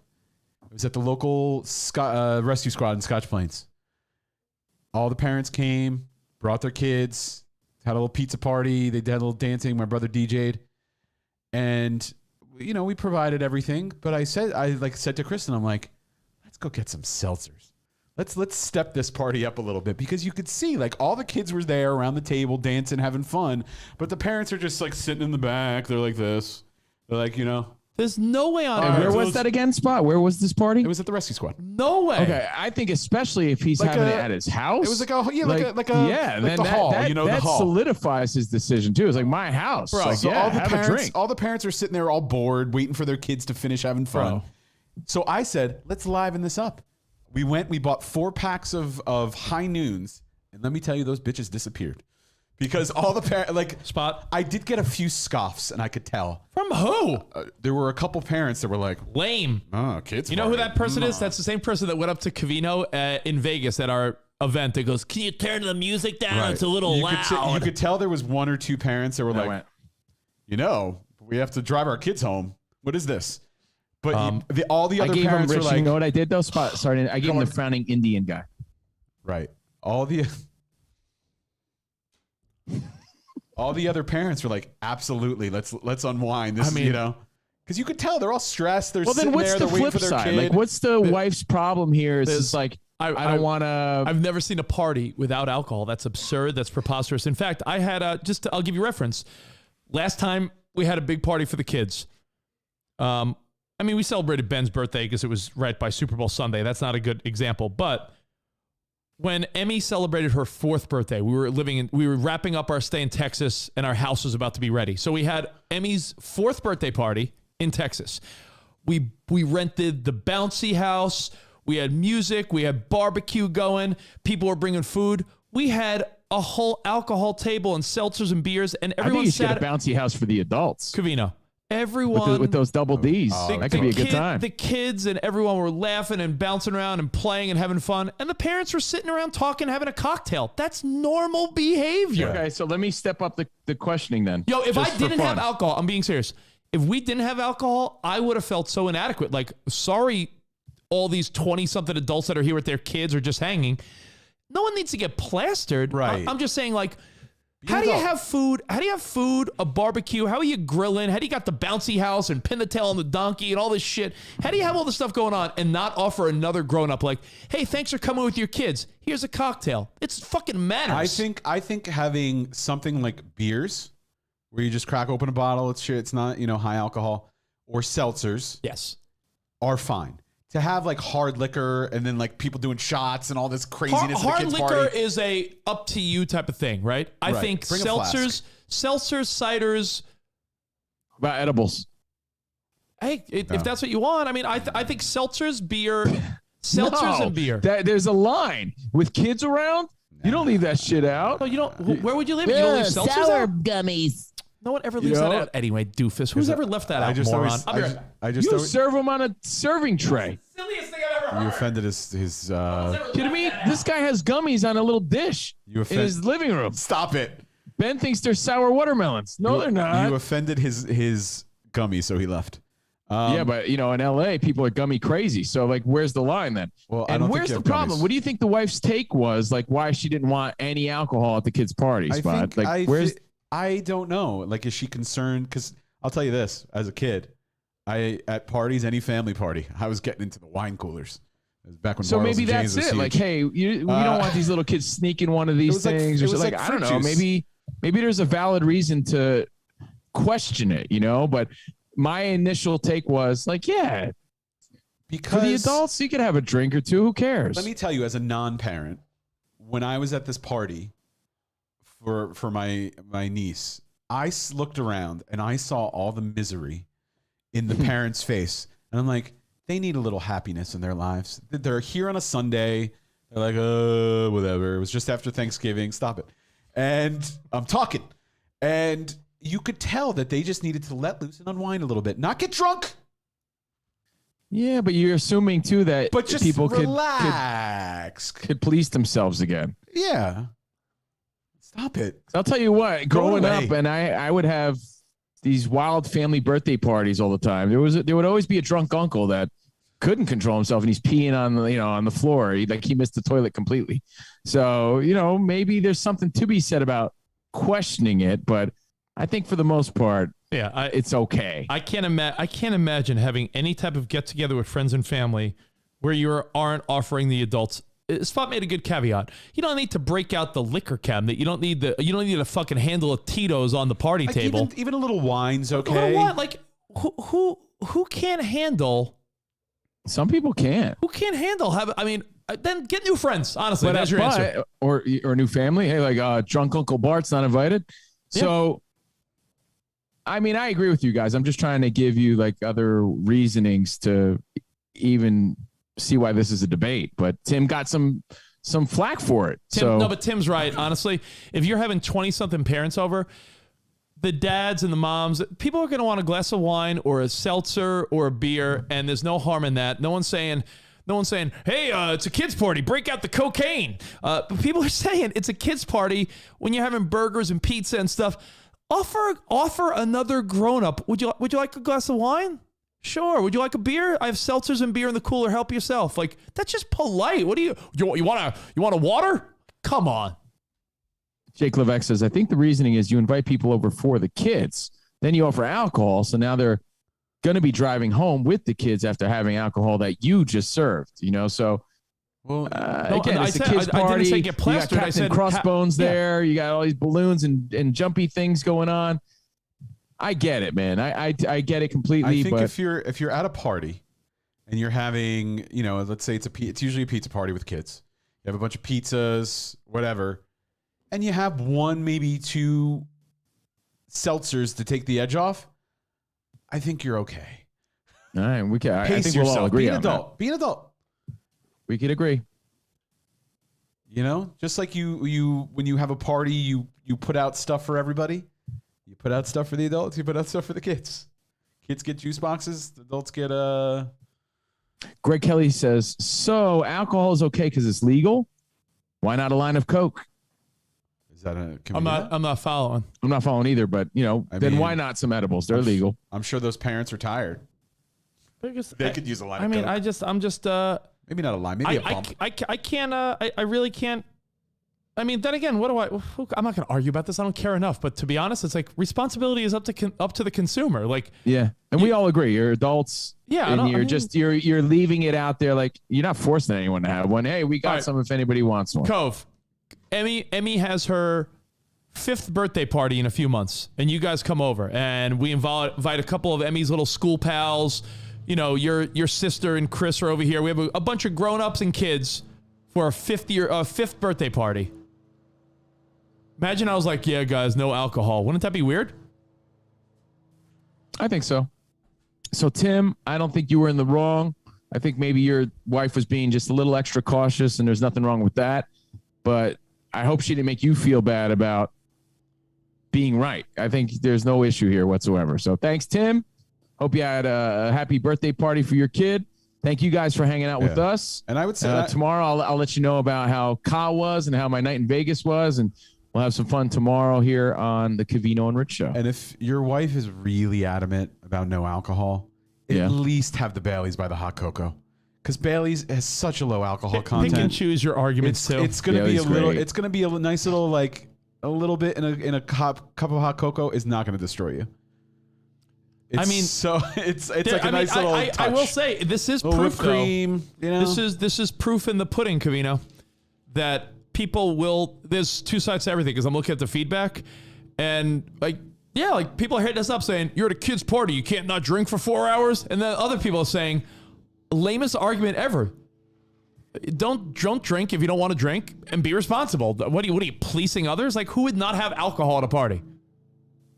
No alcohol. I think it's different because a lot of kids' parties, bro, are at like little kid jumpy lands and kid places like that. That's different. So I've sat through so many of those parties and I didn't have a drink at all, not one. Well, dude, that you're bringing up something completely different. We're not saying, but that's why I asked Spot where was his party for his niece. Oh yeah. And this guy Tim that emailed us, it was at his house. So I think there is a difference there. Anytime I went to a kid's birthday party, it was at Chuck E. Cheese. I'm not having drinks. I'm not having drinks at the jumpy plate land. It's not like you're sneaking a flask into Sky Zone. Aren't we talking about two different things? Like if your kid has their birthday party at like the kids museum in town or like the bouncy house place or the jump place, yeah, you're not going to be like, hey, I brought a sixer. This guy's talking about a fire pit, tobogganing, sledding, a party at their house. That's all. Super lame argument at the end. You know what's big around here? There's big park spaces just in the middle of nowhere. Or in the middle of like the town. Yeah. And people will just set up a jumpy jump. I don't even know if you need a permit for that or if you just claim a space. I think you just claim a But space. people just claim a space. They set up tables. Let me tell you, the Latinos got their shit on point with that. Oh my God. They got the big jumpy jumps, the decorations, the coolers, the grills. They're doing it up in public parks. Yeah, but when you rent out these establishments, like my sister runs the kids gym or these little jumpy places, like we said, like these jungle gym places that these kids have their parties at. No, but you bring your own little tubs of drinks and food for people. Yeah, I mean, they don't cater those things. So there is the option to bring alcohol. Well, in that case, then leave that up to the person. I think I'm not going to a jumpy jump place bringing booze. This guy asked us about a party at his house with 25 adults. I gave you my answer. Yeah, but people were saying you can't go to a kid's party and not drink for 4 hours. So you have to bring that up as part of the conversation. I can, but it's not about me. It's about being a good host. This guy's asking us as a host. Yes, I could go. I'm not an afternoon drinker. To be honest, if I went to this party, I might have one drink because it's there. A seltzer. I'd have a seltzer to be social and to just have a drink. Yeah, but in fairness, not everybody's like you, Rich. Not everyone's like me in Spot. So although the three of us agree here, based on the feedback, it's not that cut and dry. It's like I told you. Who knows? I'm with you, so therefore it's fact. I agree. I don't want to argue about it, but it is debatable, I guess. Apparently, even at this small party, let's say there were like 15, no, maybe like 10 kids, 15 kids. Let's say 15 kids. At this party of 15 kids, I told you I could feel like the judgment from a couple people out of a party of 15 kids. I get it. Some people don't even drink in front of their kids, man. Right. I mean, they're like, oh, I don't know. I mean, imagine us having a party here for like Emmy or Ben's birthday and being like, yeah, guys, I have just no alcohol today. Like you'd probably come with alcohol. If it's at someone's house, it's different. That's it. I'd be okay. I don't care. I don't need alcohol. You don't need it, but you know what the thinking probably is? Remember, we live in a super sensitive society and culture. Maybe you're thinking is like, you don't drink in front of kids because you're just showing them like this is the way. And there's a lot of people that probably don't do that for that reason. Who didn't drink in front of your parents? Oh. As that meme goes from the 80s. I'm just giving you other reasonings. I love Jordan's saying her parents never drank in front of her. That was adult time. What does that even mean? She's chirping in my ear because I think the reasoning was like, we're not going to influence our kids in this way. Like she never saw her parents drink. Therefore, she doesn't drink. Like she'll have a drink here and there. I love this. But she never saw her parents drinking. That's something they did in their own adult time. I love this meme. So I guess that's why it's more of a debate than you think. This sums it up. Us growing up as kids. The 80s when a kid would blow out their birthday candles over top of an ashtray a foot away from an open beer while someone held a lit cigar next to their face. Yeah. I No, mean, that that's was how we grew up. But that's why it's normal for us, Rich. And that's, see, me, you, Spot, we all grew up kind of like that, right? So therefore, we're like, yeah, what's the big deal? Not everybody thinks the same way. So that's why it is a debate. But any I'm with family you. It's not a big party, deal. Covino, you grew up Italian. I grew up Italian. Or you grew up Mexican as well. You had the best of both worlds. I mean, of course. Yeah. Of course, Covino grew up Any Italian. family- Look at that Italian That body. Italian body made a gabagool. look at this sausage. Gabagool. Gabagool, mozzarella. Any family party, because the adults were there, the kids were there. There was booze. There was cigarettes. It was gluttony to the fullest. It's true. You never No, thought, you're and you never right. thought twice about it because you were a kid and you knew your place. You would eat what was given to you. Yeah. drink Everyone's what was raised given different, to though, Covino. Honestly, so there's that. And with that statement, we could just end it because, like, my dad's, like, insulted if you go to his house and don't want to have fun. Like, he gets insulted. If he offers, like, oh, Covino, you want to drink? If you're like, no, Greg, I'm not going to drink. My dad would be like, well, I guess you're not here to have fun. Like, that's it. Like, some people, you know. But there is that feeling, though, because I've been offered drinks at kids' parties. And there's that feeling of, I do not feel juicy. You know, it's not as natural as you're making it seem. Because I've debated, like, should I be drinking in front of my daughter's friends, parents? And then the conversations start getting weird. And, you know, like, there's something there because you put on this facade of, I'm parent and I'm in parent mode, you know? Yeah, I don't really do that mode. No, hey, man, I'm telling you, like, I've had drinks at other kids' birthday parties, and there is something not natural about it. So to be so matter of fact about it is also a little odd. I'm gonna be the good time uncle. Yeah, but I'm also a guy that could police myself pretty well. I'm gonna be the fun uncle. You never see me act a fool, and I'm an exception. You've never even really seen me that drunk. You know, some people like they're out of control.